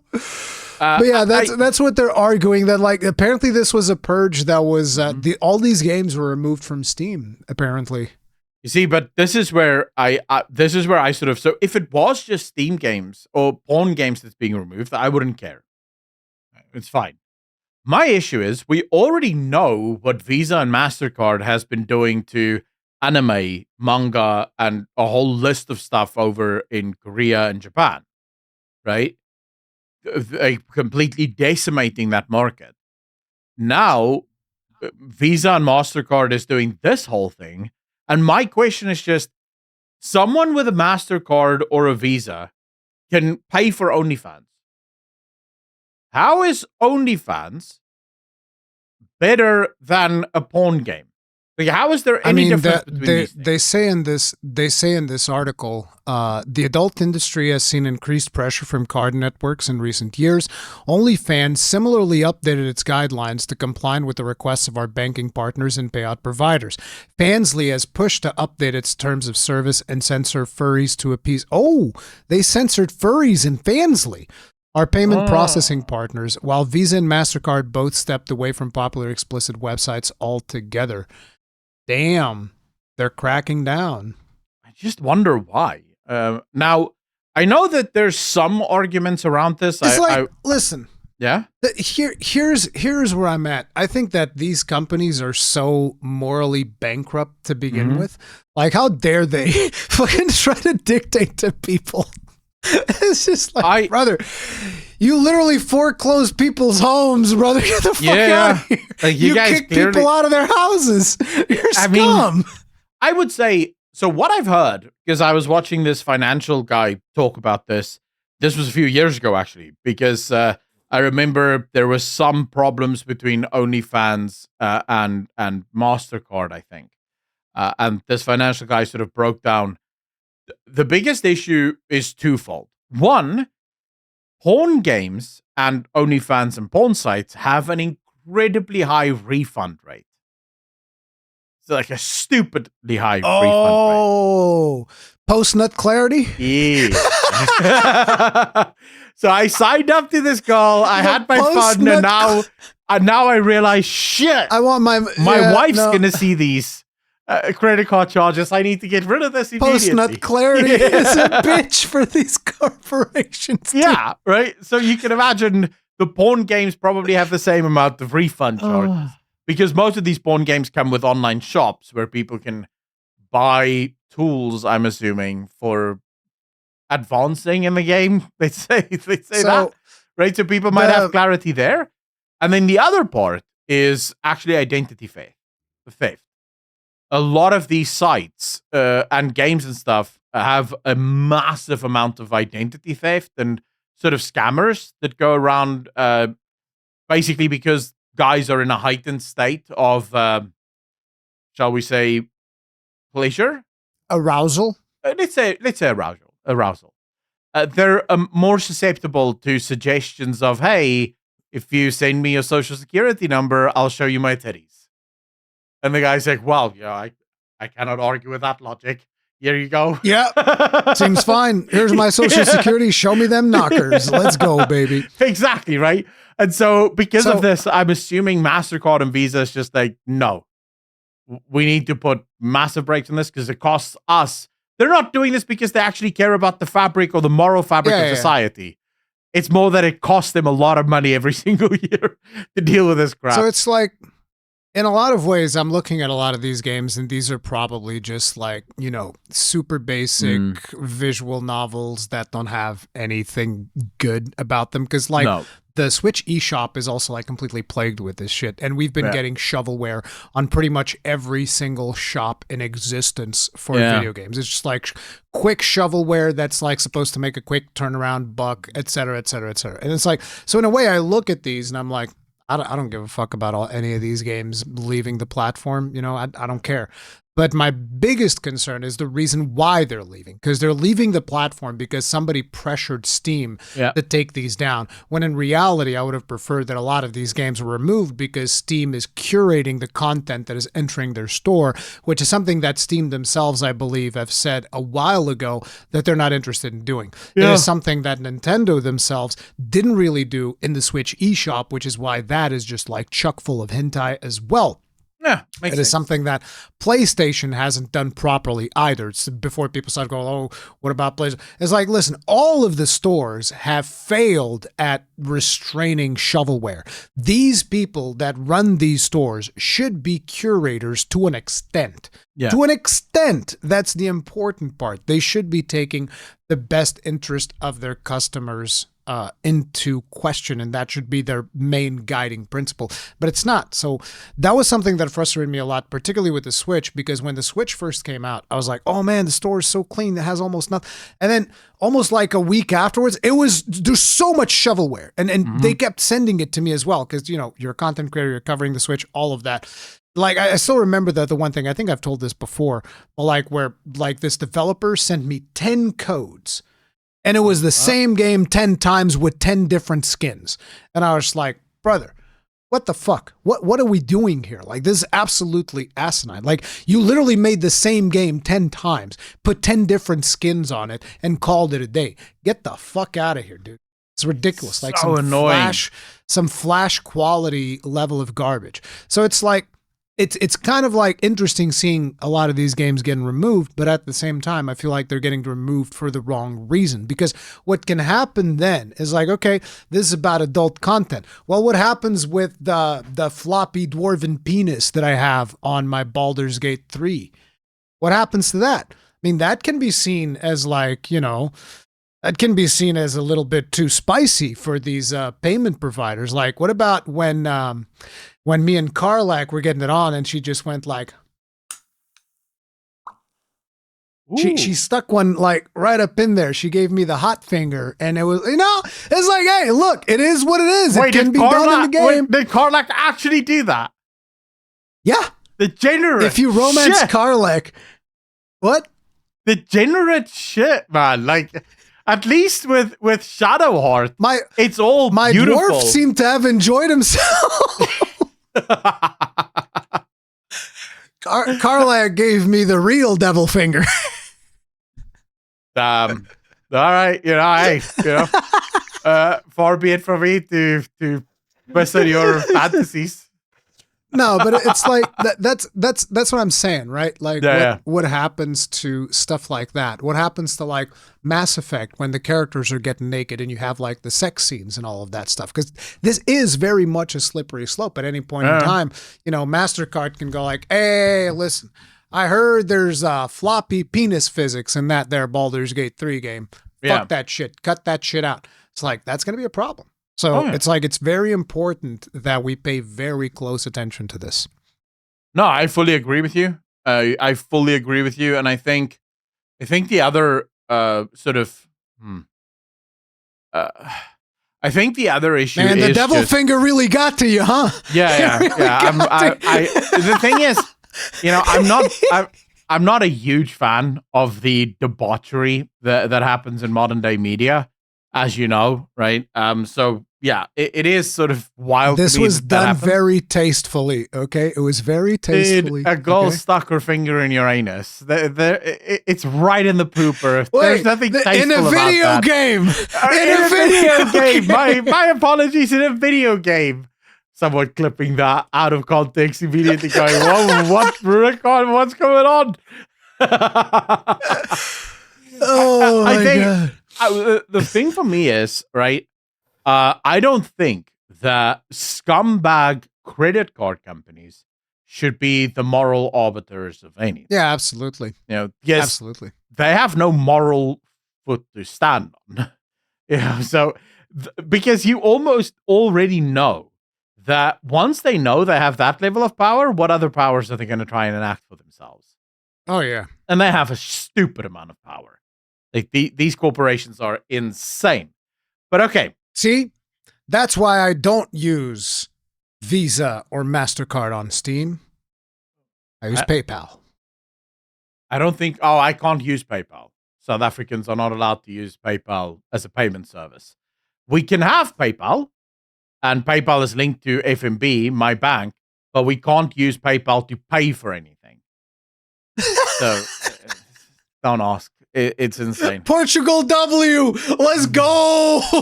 It is insane, but, is what it is. There are a bunch of websites. No, I can't admit to that. Never mind. Let's just move on from there swiftly. Yeah, I don't want to sit here and actually admit to crimes, because it's not weird, but in my country, me admitting to this would be a crime. Oh, damn. Okay.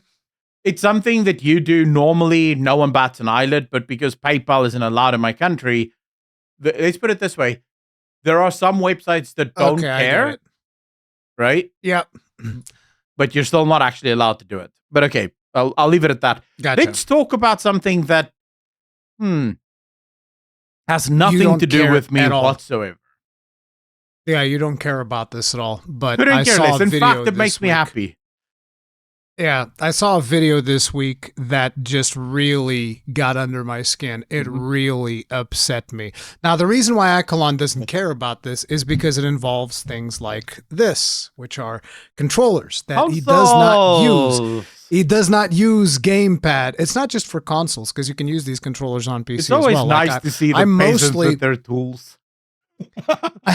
I'm mostly playing on PC, but I still use controllers for some video games because I just find it better. It's hard to leave the peasant life. This right here is a Switch Pro controller that I'm showing on camera right now. Wait, that's the Switch Pro controller.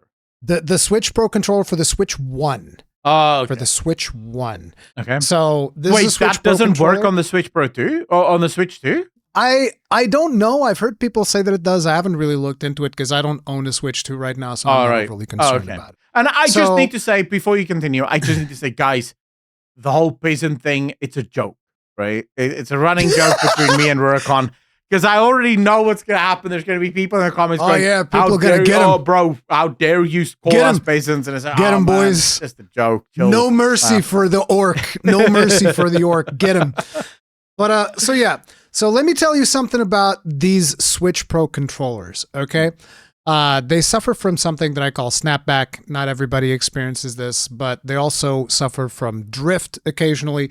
And there's a way that you can just like, you can take it apart and you can like clean it up. And that kind of like solves the problem for a couple of months. And then a couple of months later, problem comes back, you take it apart again, you clean it up, whatever. So making these somewhat easy to disassemble, which they're not.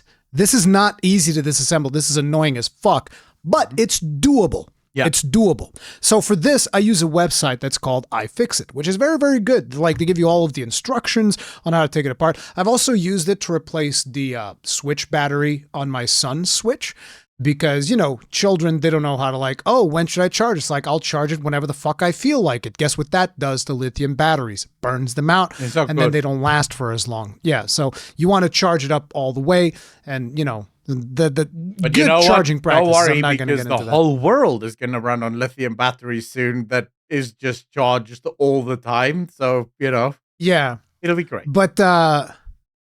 But basically, I rely on this website a lot. And so they release a video where they do a teardown of the Switch Pro controller for the Switch 2.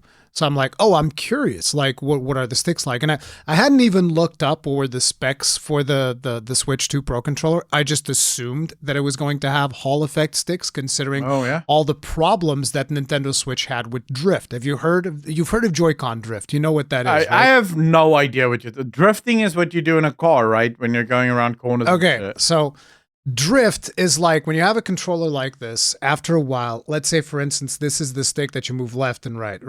So after a while, when you get drift, what happens is, even though the stick is in a neutral position, your character's going like this.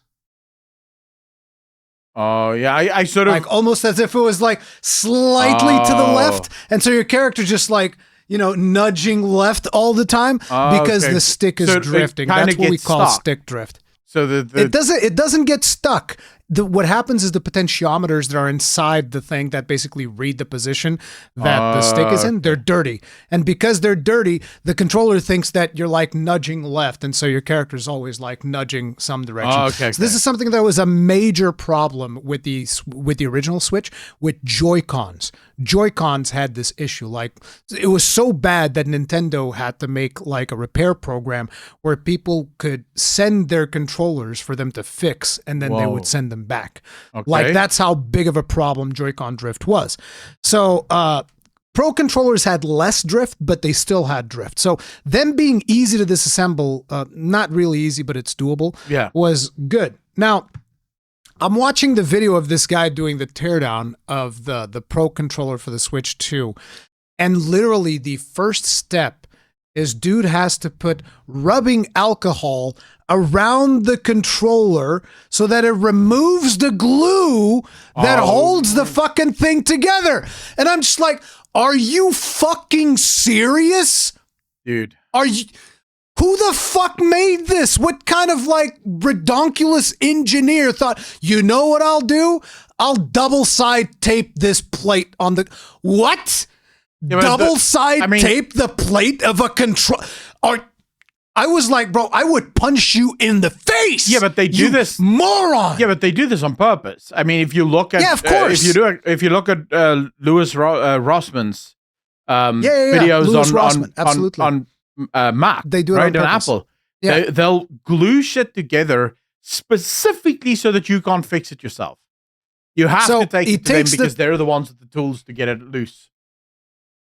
He takes the thing apart And as he is taking the thing apart, then there are just like so many more bad decisions that you can tell looking at the way that it's not really bad decision because fundamentally the engineer was ordered to make it like that. They were like, I want you to make the worst possible consumer repair experience in existence. Like, I want you to make this the hardest thing to disassemble. There's another step where they have to put rubbing alcohol again. So they have to do it fucking twice to remove plates off of the controller. Then there's like these things that you have to like pry.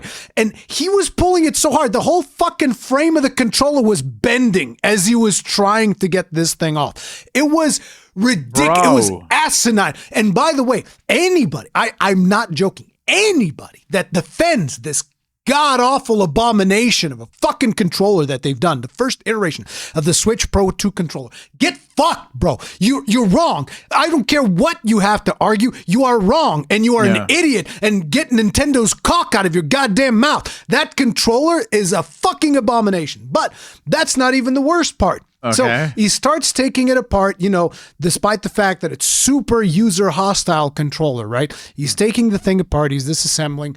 Then he gets to the analog sticks, okay? And when he gets to the part of the analog sticks, I'm looking at this and I'm like, wait.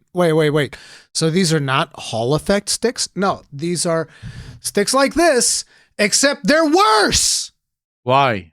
They're harder to clean. Oh. You can't, like, you literally had to like bend metal pieces to be able to open the fucking thing. And I don't even know if you could clean the insides of that thing the way that I was like, oh my, it's so bad. It is like one of the worst things that I've seen in my fucking life. And it's like, listen, I play a lot with controllers. So like I've disassembled this one, which is the Switch Pro controller. I've disassembled Joy-Cons. I've disassembled the DualShock 4. I've disassembled the DualSense. And out of every one of these fucking things and I built my own PC. Okay. So like, I know about tearing all of these things down.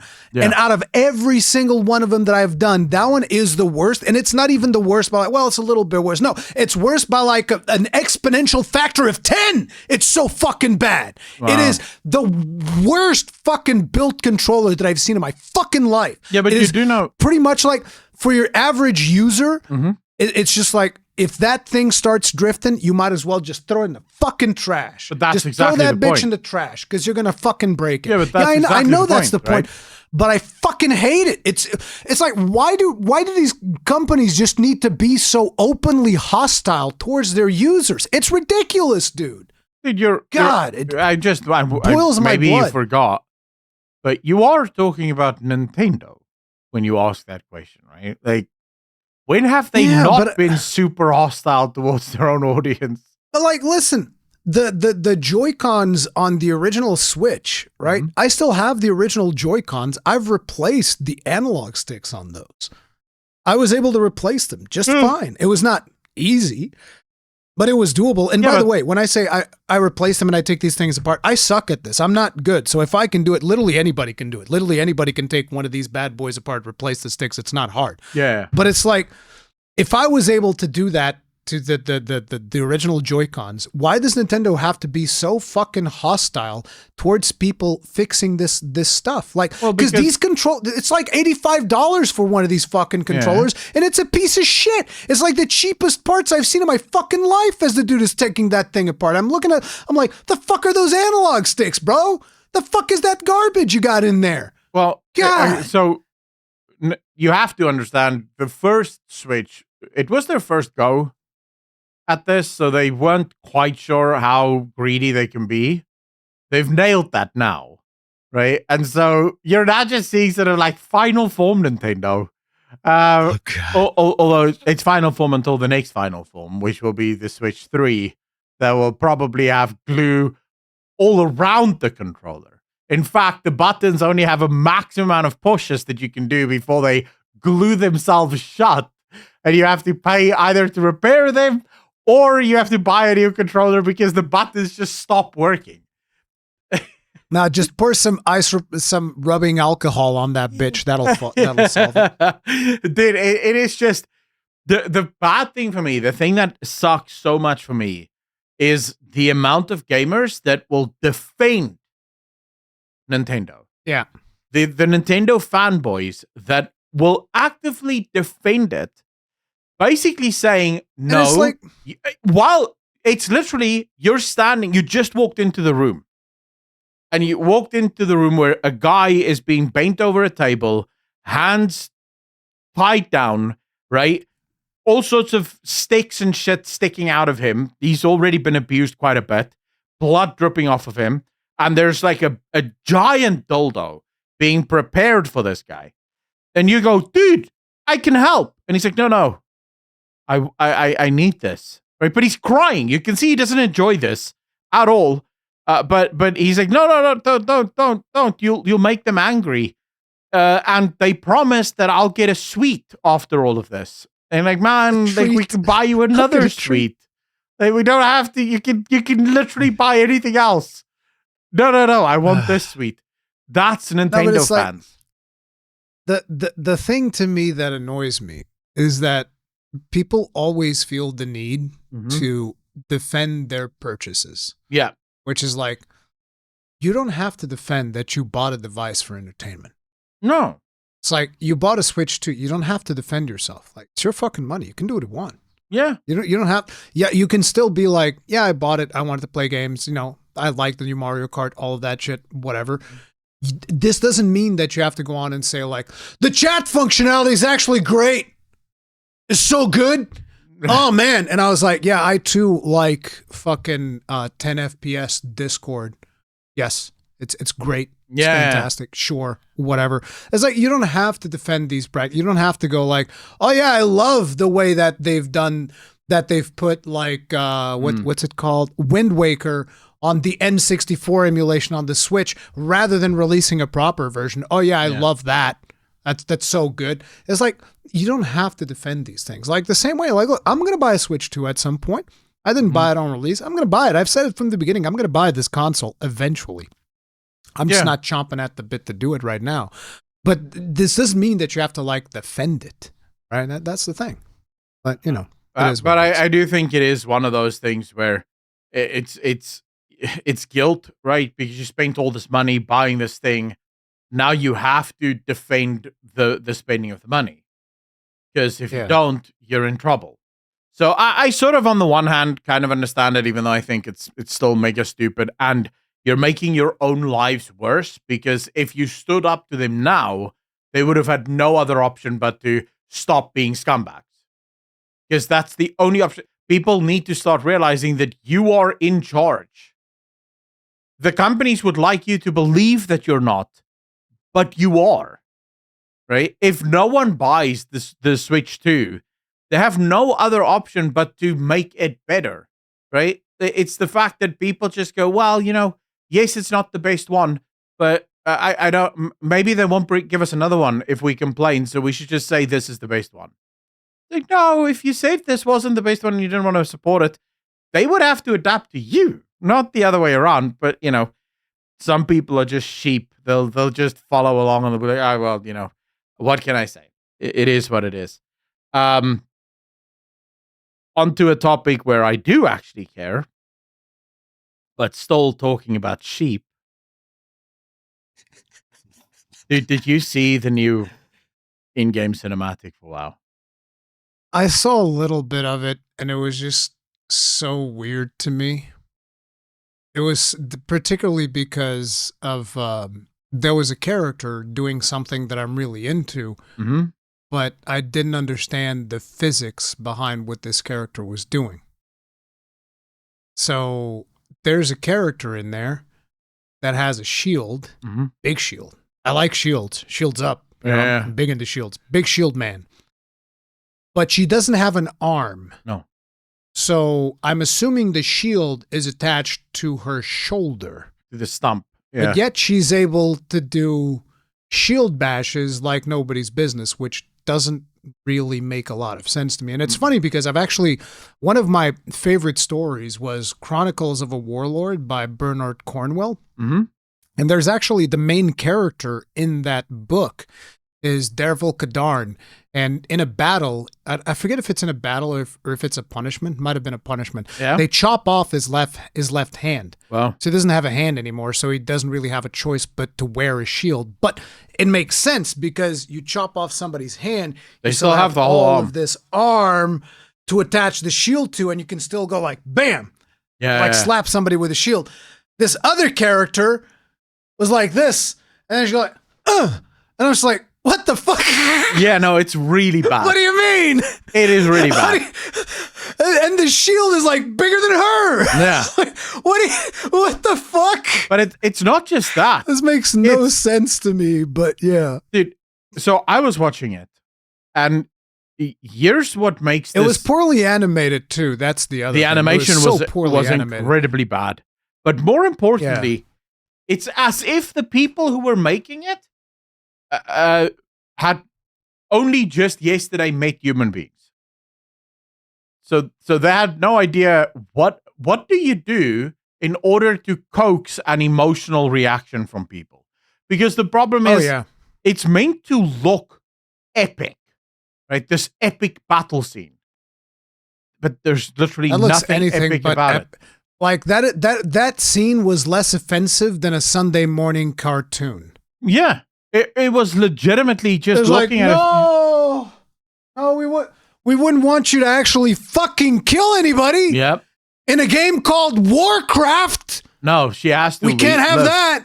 I mean, you already we have to be forgiving. Yeah. And it's like, the thing is, I need to ask you this because I'm not too into the lore. I mean, I'm into certain aspects of the lore, but not all of them. Tell me about the Sons of Lothar. Right? Because that's who the guy is in there that stops her from killing the other one. Yeah. Tell me about the Sons of Lothar. Like, what were they like? No, they Accolonn? were... how do I put... They were... Let's just say they would not have said stop. Let's put it that way. I'm trying to find a YouTube-friendly way of explaining it. They probably would have ended it before... Like, they would have been chomping at the bit to be the one to stick the sword in. Put it that way. They were very angry people. It's so it's like, see, that's the thing, because I'm thinking to myself, wait, the Sons of Lothar, this is from like old school Warcraft. Yeah, this isn't like something that the new writers would know anything about. This is right? this is your mother's World of Warcraft. This is not. Yeah, exactly. So it's like, if that's who the Sons of Lothar are, I would imagine that they still have the war part of Warcraft in them. No. And the fact that it just goes like, oh no, we must be merciful. I'm like, well, how lore accurate really is this? Not even. Because this doesn't really... Yeah, it just seems ridiculous. It seems absolutely ridiculous. Not to mention that if this character... That, like, I don't know anything about the character that doesn't have her arm and she's got like an eye off or whatever. I don't know anything about who that character is supposed to be. Yeah. Seems to me like she's supposed to be some kind of a newcomer or something. But the other character seems to me like some type of figure of authority. And it's like, why would you, figure of authority, clearly not a particularly good fighter, you're traipsing into the field of battle with like your glasses on and like all, and it's like, why are you in the front lines leading this charge? Why don't you send like your champion to go in there and beat the shit? No, you have to go in there so that they can have this iconic scene where then the guy from the Sons of Lothar, oh, we will spare. It's like, what is this fucking performative nonsensical bull? There's no war in Warcraft anymore. There's nothing. It actually gets worse when you realize that the earliest in-game books we found about the Empire of Light, because the Arathi Empire, we don't know much about what they are, but the books we found made them seem like they're very much modeled off the Warhammer 40k and the Imperium of Man, insofar as they are incredibly racist and they're a theocracy. Except now they're not one. Now they're just a bunch of pussies. I guess getting into contact with the humans and the orcs from our side of the world just made them pussies again. Because, it's just, dude, WoW is so useless now. I haven't seen a single in-game cinematic from World of Warcraft in this entire expansion where I went, wow, that's actually super cool. The voice acting was very bad in this one, specifically. It felt so forced, like they were so desperate to give you this big moment, but it never actually felt like a big moment. It felt like, oh, yeah, okay, never mind. It is what it is. It was pretty pathetic. Yeah, it didn't seem like it was particularly good. And no. And again, like even Veilguard said that this has no teeth whatsoever. No, it's like it's a children's story, and it's like, brother, when is Blizzard going to understand that their video game is not being played by children? Okay, children are playing like fucking, I don't even know, some random mobile garbage, probably Candy Crush or fucking Fortnite. Like, teenagers aren't playing World of Warcraft. It's men like you and me and women of our age that are playing this game. Like 30 plus year olds is going to be a majority of the World of Warcraft player base. 100%. Yeah. Like, it's just, I personally, I don't get it. No, I mean, my personal opinion, I want World of Warcraft to die, and I want Blizzard to die. I think that this company is a blight on the gaming industry. Because I want to say I was ahead of my time. I wished for this before Mythic Banter. My thing is just, I was ahead of my time. I think the reason this annoys me so much is I believe that there are very talented developers that still work at Blizzard that could make their own studios that do a hell of a lot better work than whatever the hell this bullshit is. Because this studio is dead. You look at Diablo 4, the newest season, it's literally last season, but a different color. That's all Blizzard does. What color's the Helltide this season? That's what I hear. That's the meme that I hear. Yeah, it's like I don't even care anymore. Overwatch? What do you mean? Overwatch 1, 1.5, 2, 2.5, 0.5? Who knows? Did you hear that they said that, we understand that people want PvE content? I was like, no. Oh, are we going back to this bullshit? You have to be memeing now. These are just like fun internet memes, right, bro? The fuck do you mean? People actually want PvE? Bro, the memes. Dude, no. Bro's just like sitting here memeing on people. Shut the fuck up. I hate this studio so much. You have no idea. God, you don't hate it enough at this point, to be honest. I think I hate it more than it should be hated, probably, but also for reasons that is a little bit politically motivated. And I'll admit, I'm being petty as shit here, right? But there are a lot of left-wingers that play World of Warcraft that I would love to be able to say, told ya, as soon as it dies, and just go, you guys made it a pussy little game. How does it feel? Right. So yeah, for me, it's the worst. You want to know what the worst part is? Yeah. I used to take solace in the fact that's like, World of Warcraft story has lost its teeth, but at least there's the Final Fantasy 14 story. Yeah. I've heard that's also Wook. The Final Fantasy 14 story is still there all the way up to Endwalker. Then they did whatever the fuck that Dawn Trail mess is that I couldn't even finish it. I still don't understand where Wook Lamat even came from. Like, Yossi P is supposed to know what the hell he's doing. Was he so busy doing 16 that he just forgot? I think that might have been. It. I'm holding out hope against hope that the next expansion can deliver the goods, because the story it is still my favorite story of all time. The story of 14, all the way up to Endwalker, it still is my favorite story of all time. Yeah. The Shadowbringers expansion is my favorite expansion, and the final, the ending point of that expansion is just so good. It's so God, man. If people experience Shadowbringers, they'll be like, holy shit, this is fucking peak. Nice. And then, you get Endwalker, which is also really good. And then you get Dawn Trail, and my disappointment. It's like I was coping so hard when I was playing the game. And then they hit me with the Disney musical, and I'm like, what'd you do to my video game, bro? What happened? Why would you do me like this? The whole world is just turning to pussy shit, man. And it is so annoying. Where's the testosterone?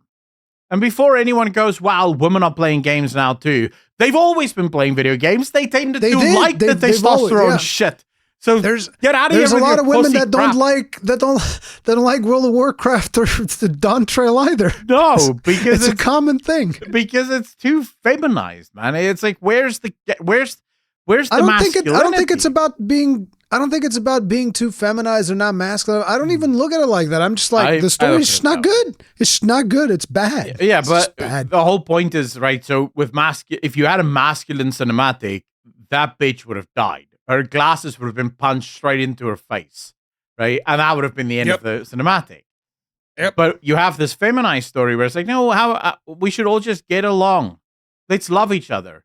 Right, so in this case, you're not really talking about masculine, feminine as in male, female, but rather the sort of where's the testosterone violence that we want to see. And the thing is, it's almost like people are like, well, we need a moral story or something like that. It's like there was plenty of good morality in World of Warcraft. Yeah, like, look at like fucking Thrall and Jaina and Varian Wrynn and all of the shit that happened alongside that, and them overcoming their fucking differences and fighting together against the other threats. And it's like there's plenty of that. That's always been in the game. It's always been a theme. But it's like it doesn't have to be overtly explicit in your face to be there. It's but like, do you not understand?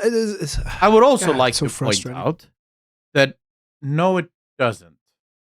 I don't need a moral story. Sometimes I just need someone to get their ass kicked. Sometimes I don't care what's the morality of the story. I don't give a shit. Punch his lights out. That's all I care about right now. Like in Rocky, I couldn't give two shits whether the Russian guy had a moral story. I wanted Rocky Balboa to beat the living shit out of him. And he did. I was happy with that, right? Who cared about what the morality of this story is specifically? So, I don't give a shit now. It was a revenge story. He beat the shit out of Apollo and then he goes back, beats the shit out of Ivan Drago. Yep, seems fair. Yeah, but it's sort of like, who cares, right? Sometimes you just want to see violence for violence sake. It's nice when there are moral stories, but not everything has to be. But it feels like we live in this era where everything has to be sort of this, in keeping with the conversation about WoW, at least, China is getting a new WoW server. Now, do they get to import the characters that NetEase gave to people to download? How does that work? Yeah, it's NetEase again, right? That's the that's the weird part. Yeah, NetEase. It's NetEase and WoW that's sort of teaming up for this. I'm trying to find the article because I accidentally closed my browser. Oh no, not the skin job company again. It's the skin job company. It popped up in my Reddit earlier today, but just an interesting thing. They are trying a mega server, from what I could gather from the story, but now I can't find the bloody story, so don't judge me on this, guys, if I get some stuff wrong. Yeah, here we go. Mega server. Here we go. Here we go. Right, so NetEase and World of Warcraft. To celebrate #WoW China's 20th anniversary, I guess they're just ignoring the fact that it's not China's 20th anniversary with World of Warcraft, because there's a few years there that they didn't have World of Warcraft, but never mind. NetEase and Blizzard are working together to launch a brand new classic experience in China, the Titan Reforged Realm. Classic. Wait, Titan Reforged? That's a bad sign. Yeah. That's a bad name. The Titan Reforged Realm called Time. Coming this November, Titan Reforged Realm combines all the contents from Classic, The Burning Crusade, and Wrath of the Lich King expansion, but with a twist. All raids from those three expansions are reworked into level 80 endgame raids, released in a shuffled order. As a player, you can face the Lich King wielding Thunder Fury or equip Warglaives to fight Kalthazard in Akramas. The key features is permanent level 80 progression. So I'm assuming more raids and stuff being made for the level 80 experience. Unified raid sizes across all tiers. Adjusted gear stats for older and lower tier raids. Tier 3 sets restructured by spec. Season of Discovery style, item design, and tuning. So yeah, this is what's coming for China. So wait, what you're telling me is China is getting the best version of World of Warcraft and we in the West get fuck all? Exactly. Because this is China exclusive. I'm going to need a minute to process that information. Because, like, you just described what is my ideal World of Warcraft experience. Yeah. And you're just like, oh, yeah, look, they're going to do this, and this is good. Because I thought you were just going to say something stupid like, oh, yeah, they're getting, like, a fucking server. Who gives a fuck, whatever. But when you started describing that to me, I was like, wait. This actually sounds really fucking cool. Yeah, what do you mean? Wait, I'm reading this. Can we have that? Wait, I need that. I'll go sign up to World of Warcraft right now. Can I have that server? Yeah. Like, what the fuck? This is why we can't have nice things. Some people are arguing, or some people are speculating that they're testing it out in China. Yeah, it's probably testing grounds. Might be brought. They're gonna roll it out. It might be brought to the West as well. In my opinion, this is perfect. Actually, they could, because we have Gamescom coming up, which, by the way, I'm going to go to. We have Gamescom coming up. Yeah. And I'm pretty sure that Blizzard's going to be talking about midnight at BlizzCon. What if they announced that they're making that server in the West as well? During Gamescom. Right? It's completely possible. Bro. It is completely possible that they're doing it. However, they have to like ban WoW token from that server. Fuck that shit. They will never. Fuck that shit. They will never. Like, this is the problem, right? Fuck the WoW token. When Ian and the team over at Blizzard, when they think of servers like this, they get erections. If you even bring up the possibility of removing the token, they lose said erections. So yeah, they go flaccid like that. It's like, yeah, like that will just never happen. Every single time there's a problem with the WoW token, Ian screams at his kids. Right, he gets super angry. So there's no ability. People should know the WoW token is sacred at Blizzard. They probably walk in every day and worship it. Like, it's out there right at the front. There's a shrine. Giant. There's a shrine for the WoW token. Yeah. It is disgusting, but it is what it is. It sucks that China is getting the greatest WoW server to ever exist. Like, this is literally what WoW servers should be. And yet, it's and only we get for none China. of it. It sucks, dude. I would actually go back to WoW if this is the WoW server. Yeah, that would be the one to play in. Yeah. Holy shit. Dude. Now, we're going to be talking about your favorite thing. Now I'm just nostalgic, dude. What the fuck? God damn. Okay. But, okay. Now, actually, I know for a fact that you're not a fan of Game Pass. You know that I am a fan of Game Pass, right? I like Game Pass. It's not like I hate Game Pass. It's just not for me. Well, there's an interesting thing here. You should know Rebel Wolves. Yeah, I know. Yeah, Rebel Wolves, the studio, and for those of you watching, they're the guys they came from CD Projekt Red, broke away, started their own studio, and their studio is called Rebel Wolves, and their new game coming out is Blood of the Dawnwalker, which we've seen some gameplay for. It's very reminiscent of Witcher 3. Like, it has a very sort of similar idea, except for the combat, which is very similar to Kingdom Come Deliverance in terms of directional combat, and I despise that. Just want to put that on record. I don't like directional combat. Just let me hit the shit with a shield and a sword. Like, I don't care about this. Oh, you have to point up so that you punch up. And no! Just let me fight normally. I like that, actually. I hate that. I've played a game recently that had that. That was fun. I hate that. But never mind, right? Because you're a fucking casual. That's why you hate it. You I am fucking a casual. Filthy abomination of a gamer. Fuck you. No, 100%. I fully agree with you. I am a casual shit, and I don't want that. But the game itself does look phenomenal, right? So they were asked, well, someone on the subreddit was speculating that the game might come to Game Pass, might not come to Game Pass, because there's rumors that it might go to Game Pass. And the studio themselves confirmed the game will not be on Game Pass. And there's no doubt that Microsoft did approach them for it. Microsoft must know This is The Witcher 3, guys. It's probably going to be super big. Microsoft, Phil Spencer, isn't going to miss out on potentially getting the next big Witcher game. The fact that these guys Good said on them no. for not taking the bag. Yeah, but I think there's a reason why they're doing it. Over the last few months, we've heard continuous reports that independent studios suffer because of Game Pass. Like, Game Pass is great for Microsoft, and it's phenomenal for the studios that's owned by Microsoft. It is very bad for independent studios because once your game is up, depends on who you ask. Like, I've heard some independent studios say that they actually had a really good experience with it. So, well, it all depends on it all depends on how successful the game is, right? And also, yeah, it's like Twitch. Mm-hmm. If you think about it, it's kind of like Twitch is a kingmaker system. Mm-hmm. Game Pass is a kingmaker system as well.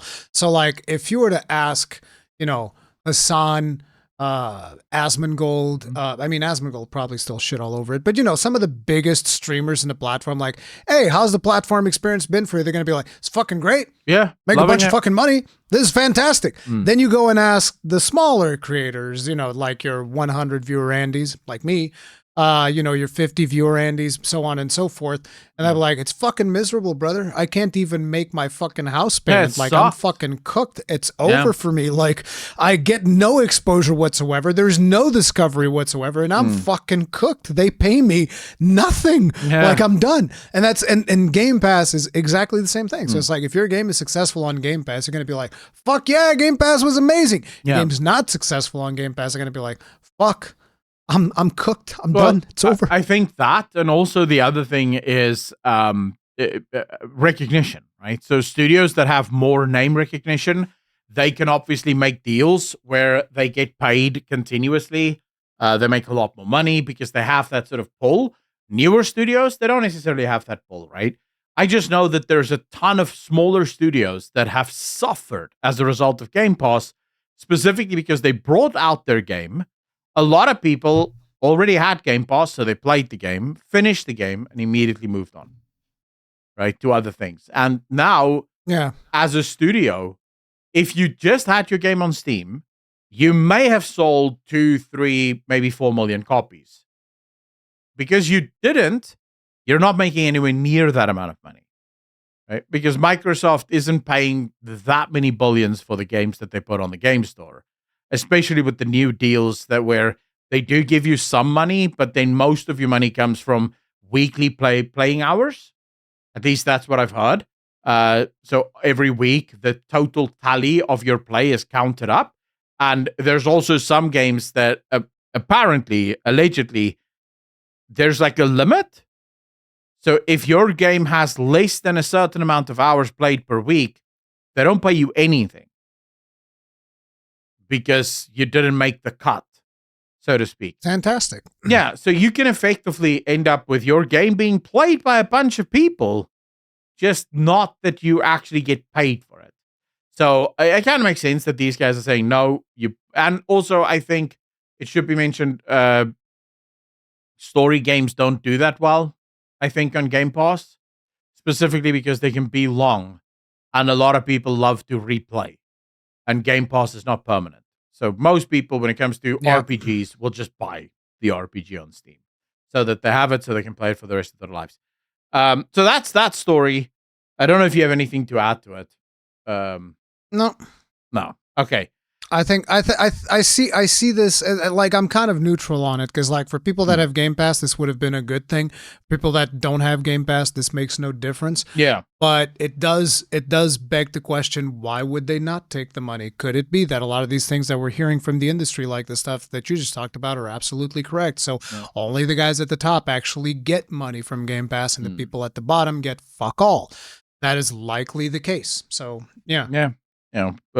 Sounds fair to me. If we're gonna, this is gonna be a quick discussion. Did you see the gameplay for Ghost of Yotei? I did.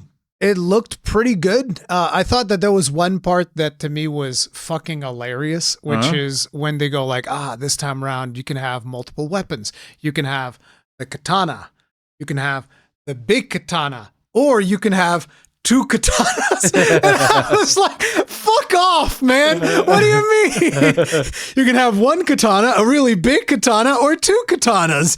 It's like, come on. There's also a spear, so I'm being a little bit facetious. But no, I thought it looked really fun. I really enjoyed the original. Looks like they're doubling down on a lot of the systems that made the original really good. Yeah. It's all going to be about the story to me. It's like, how is the story going to be on this one? Because I really enjoyed the story of the first one. Jin Sakai, this samurai guy that's kind of like, did you ever play it, by the way? No. No, so like to give an idea, there's like the story, and this is not like a spoiler because it's explained to everybody that this is like the premise of the story. But to give you the idea of what the premise of the story is, you have Jin Sakai, who's the protagonist. He's kind of like a samurai guy, and he's kind of like dishonored very early in the game, and then he has to like challenge his idea of should he be a samurai or should he be the ghost, which is going more in a shinobi direction. So like a samurai, again, the romantic idea of what we have that a samurai should be, because in reality, samurais would just like backstab a bitch. Like, they don't give a fuck. It's war, bitch. It is what it is. But it's like the romantic idea that we have of samurai is that they wouldn't just like do some underhanded shit. And Jin has to struggle with doing underhanded shit for the good of saving his people against the Mongol invasion. Okay. And it's a really compelling story. Like, I liked it so much that I played the whole game because I was given early access. I played the whole game, did a review, and then streamed the whole thing immediately after. So I played through the game twice, and I still enjoyed both playthroughs. Like, it was that good. It's a really good game. So, yeah, the first one was really good. So to me, the important thing is, what's the story on this one going to be like? Yeah, everyone I've heard talk about it have all said they loved it, right? And they thought that the original Ghost of Tsushima was a really, really good game. Seeing the gameplay of this one, I did not like it. I can't say I didn't like it. It was more just like, oh, okay. And then I moved on, right? It didn't blow me away. I'm not a fan of the main character at all. I don't like the look of the main character because I had the misfortune of seeing the Japanese voice actress that's playing the main character versus the American one that was Kimiko used to model. Was also Kimiko being, I don't know what her actual name is. I only know her character name. I'm a little bit embarrassed now. Yeah. But Kimiko is the Japanese character that's in The Boys. She also like auditioned for the role. I think she would have been awesome as well. But I don't know how good the protagonist of this game is going to be because I haven't seen the game. I'm just focusing on the look, right? The Japanese voice actress that isn't used as the model for the character, super feminine, super sexy, super cute. The American voice actress that's used as the model, or at least seemingly, super butch, super lesbian, not hot at all. So to me, it's just like, okay, never mind, right? Like, I don't know why. I don't know why you would want to make an ugly character the main character of your game. Beauty has always sold. And as a fat guy, I have to accept that, right? Fat doesn't sell. No one's going to come to me and ask me to model their underwear, right? Because Brad Pitt would be a better option. I'd like to see you modeling some underwear. Ooh. Well, you might have a fat kink, but most people don't, right? And so there's some things that we just accept. Beauty sells. That's why for all of human history, right up until like 5 minutes ago, we understood. My luscious head of hair. Yeah, right. Your luscious head of hair. People respond better to beautiful people. That's just always been a fact, right? We have the research that shows this. Beautiful people are more successful. They earn more on average compared to ugly people. Famous people. Why Hollywood only ever picks beautiful women and beautiful men to actually be the actors. It's because people like it. It's what people are drawn towards. So when you make and especially Asian girls, dude, you're dealing with the gamer demographic. Like, holy shit. An Asian girl is like an instant goon for most gamer guys, right? So you could literally have taken a cute Asian girl, put her in the game, and every gamer guy, well, at least half the gamer guys would be like, let's go. This is my waifu now. Right? But instead, you pick a character that looks like ass, quite frankly. So I just didn't find anything to see in that game that I thought, oh, yeah, okay, I might play this. So yeah, I still want to play Ghost of Tsushima. I don't necessarily agree that she looks like ass, but no, I mean, we're going to disagree, right? Because I have much more strong opinions about this stuff. Yeah, it's just, for me, probably going to skip that game. Like so many other games these days, I'll just play Ghost of Tsushima and imagine that's Tsushima is awesome. But I will Yotei. I'll judge it when I actually get to play it. I will. I just want to. It seems like yeah. It seems like the story is that she is not going to be a samurai, so I'm assuming that she's going to be like either trained by somebody or something. I haven't looked too deeply into it, but she's not going to have formal samurai training. Yeah. Which, in a way, it's kind of like. It already removes the dichotomy of Jin Sakai, who had to like think about, I have all of these feelings that I have about being a samurai and facing my opponents in honorable combat, and now I have to like be a ghost and like backstab people and use underhanded tactics and etc. Yeah. Right? She's likely not going to have that dichotomy, and I want to see what is her struggle going to be then, because Jin Sakai was always struggling between the honor side of being a samurai and being a shinobi. So she is likely not going to have that. It is still going to be a story about vengeance. And we'll see how she embodies the ghost. Like, because to me, with the Ghost of Tsushima, one of the things that made it very important is the internal struggle of the character. And I want to see what her internal struggle is going to be. No, if it turns out that people are playing it and they're saying this is one of the greatest stories ever, I'll set my sort of disdain for the main character aside, and I'll play it. Right? I have no problem with that. I have played games in the past with ugly characters in them. I just prefer not to, right? If I can help it. But then again, I might not be the perfect person to ask, because I also very rarely play games with female characters as the lead characters.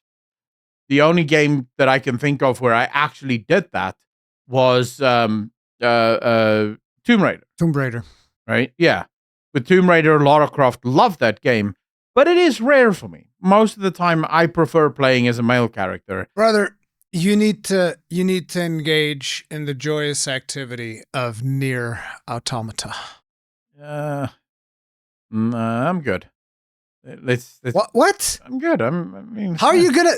No, speaking honestly now, Nier Automata's story, you would actually really like it. Like, Nier Automata's story is really good. Let's see if the game's on GamePass. I don't know if it is or not, but yeah, you should definitely play Nier Automata, even if just for the story. Hell, you might even have a better option if you are willing to put in the time, and you should play Nier Reincarnation, which I still haven't played.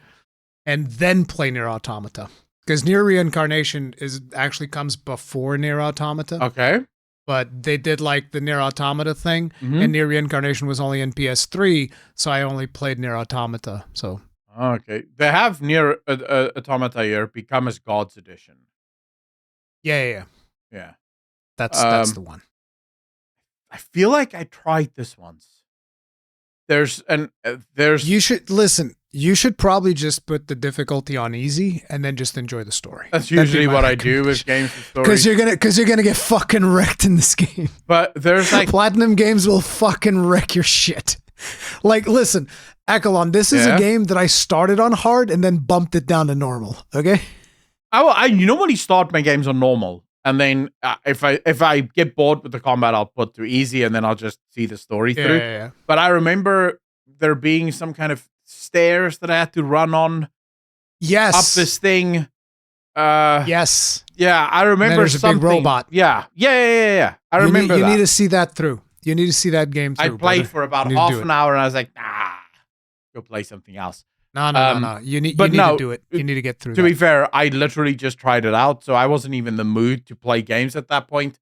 So yeah, I'll probably go back and I'll give it a good old college try.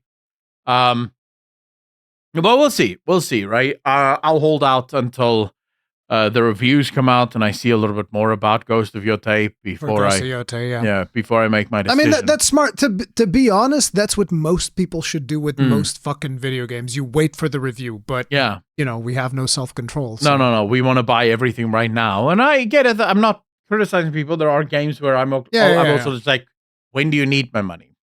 I don't even care if you have a release date yet. I'll pay it now.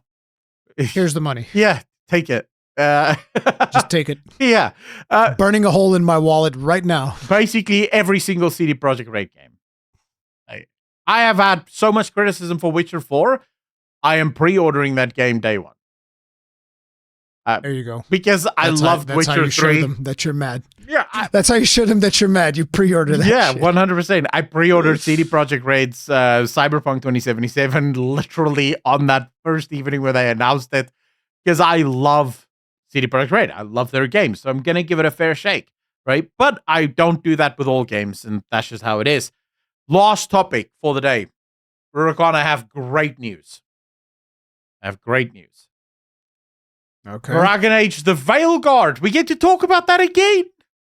Oh, I almost so glad I get to talk about this game again. I couldn't speak about it all last week. And now I can again. So Dragon Age, ladies and gentlemen, my esteemed viewers, Dragon Age, the Veilguard had won Game of the Year at the Gaymer Awards 2025. That's it. That's like I didn't know that this was a thing. I'm assuming it's mostly being judged based on the representation and all of that stuff. But the reality is, I don't necessarily think that it does the representation all that well to begin with, which was one of my criticisms. It was mostly extremely stereotypical when it comes to the proper portrayal of these characters. But that's just one man's opinion. Apparently these people really enjoyed it. They're like, no, it was fucking awesome, it was fantastic.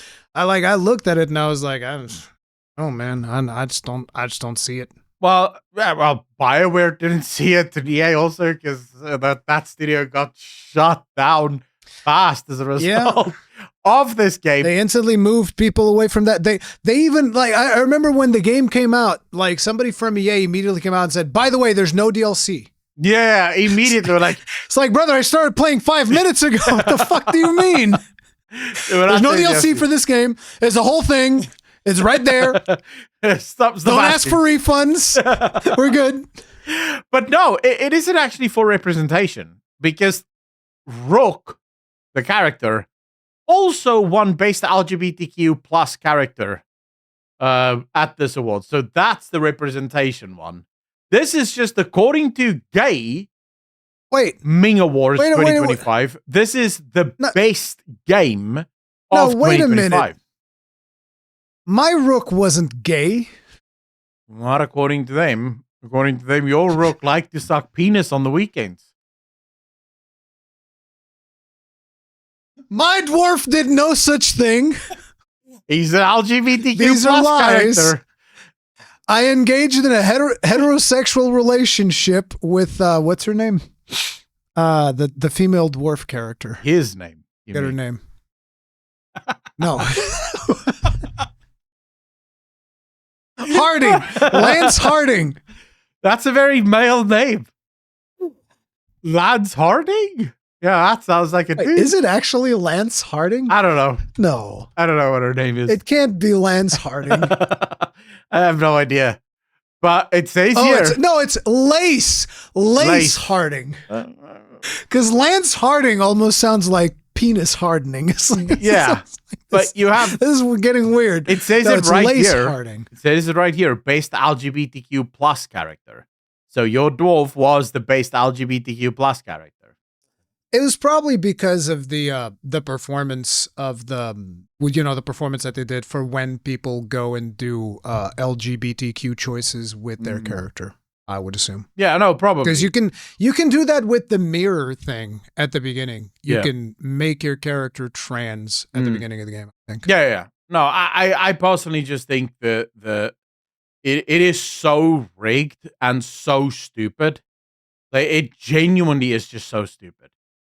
Because I don't believe anyone actually believes that, right? I don't think anyone actually thinks.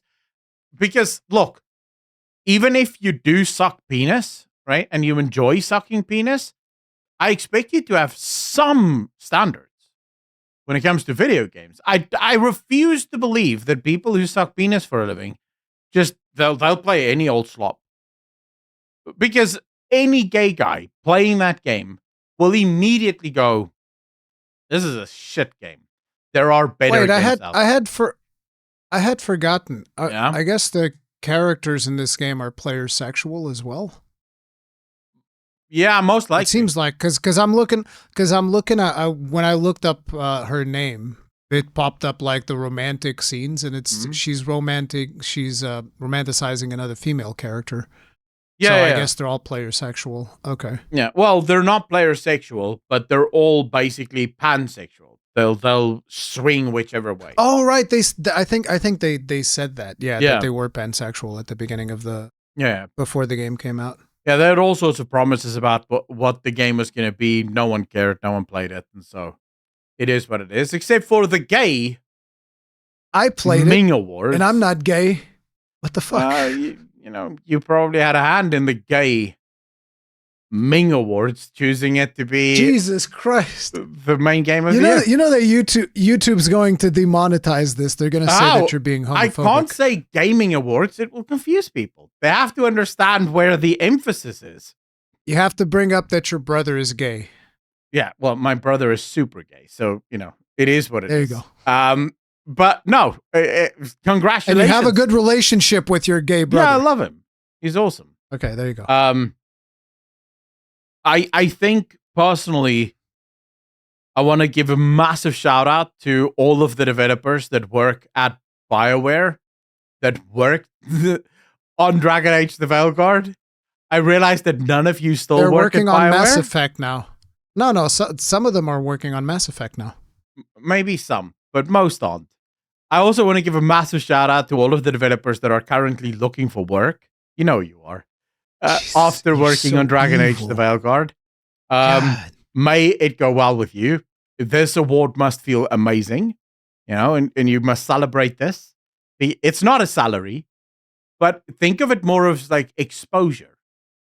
You weren't paid in money, but you are getting some exposure for your work on Dragon Age the Veilguard. So, round of applause, ladies and gentlemen, to Dragon Age the Veilguard and their incredible W at this year's. No, I'm being facetious, obviously. The fact of the matter is, this game was dog shit. And this really just feels like pandering for pandering's sake. It feels like because we're called the Gay Ming Awards, we have to have a gay game as Game of the Year. And it's like, no, you can be gay and not have a gay game be the Game of the Year. Like, that's entirely possible. The same way that you can be straight and think a gay game might be the greatest game you've ever played. That's also possible. Dragon Age the Veilguard is not necessarily a gay game. According to them, it is a gay game. Because that seems to be their only requirement for how it won. Because no one in their right mind goes Game of the Year. Did Mass Effect win the gaming awards at some point? I don't know when Mass Effect. I don't know. I don't know. This was before my time. I wonder if 16 probably got mentioned at those awards when it came out, I would imagine, because of Dion. Dion was a really cool character. Most likely. He's the what do they call them there? The dominant of Bahamut. I personally, so my thing is mostly, I hate the fact that games like that, for example, that might deserve let's be honest. To be celebrated. You hate the fact that Dragon Age Veilguard got any accolades because you want it to burn. I want hell. that game to burn in hell because it's such a terrible game. But there you go. See, but I hate the fact that they'll celebrate such egregious games because it's so in your face and it's inescapable. But then ignore the fact that you have something like Final Fantasy 16 where it's actually portrayed quite well, according to everyone I've spoken to. I don't know if they've ignored it. That's why I asked whether or not they awarded that game anything. Well, all I remember is no one went wild about FF16. Here's what I have to tell you. Yeah? You should let them celebrate. It doesn't affect you at all. It's fine. No. It affects me. I don't want to see them happy. That makes me unhappy. So I have to speak about. You don't want to see gay people happy? Like what? I don't want the people at the Gay Ming Awards to be happy. The gay people are fine. Now that's homophobic. How is that? You should ask your brother. I have no problem with the gay people being happy, but the people at the Gay Ming Awards, I don't want them to be happy. They need to be very unhappy. And it has nothing to do with the fact that they suck penis on the weekends. It has to do with the fact that they're terrible people and they should not be in charge of choosing what game is the game of the year. Because if you're going to choose any game, I don't care what it is, dude, not Dragon Age the Veilguard. There's like a million other games you could choose if you wanted to do the gaming game of the year, right? Like, go for it. But it's not Dragon Age the Veilguard. That game is objectively shit. It objectively died. Let's just do it died. No one played it. In fact, so few people played it. It's probably the end of the IP. That game was so bad it killed the IP. And these guys are saying game of the year. Congratulations. You cannot tell me that that's not 100% politically fueled. And it's the very thing that we don't want in gaming. We don't want games to be fueled and pushed because of politics. Just make good games, dude. Don't do this nonsense. Sorry about that. I mean, it was like I get my little controller rant. You get your Dragon Age the Veilguard rant. It is what it is. It's just so annoying. But, ladies and gentlemen, that is actually the end of the show. Thank you so much to all of you for joining myself and Rurikhan for another episode of the Mythic Banter. If you enjoyed the show, please hit the like. If hit the dislike if you didn't enjoy it, of course, that's also your prerogative. And think about becoming a member, getting some early access to the podcast, and it helps the channel out a lot.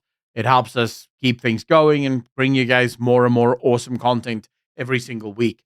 As always, ladies and gentlemen, and also Rurikhan, thank you so much for joining us, and welcome home, I guess, from today onwards. But as always, be good to each other, be kind to each other, and we will see all of you in the next one. Peace.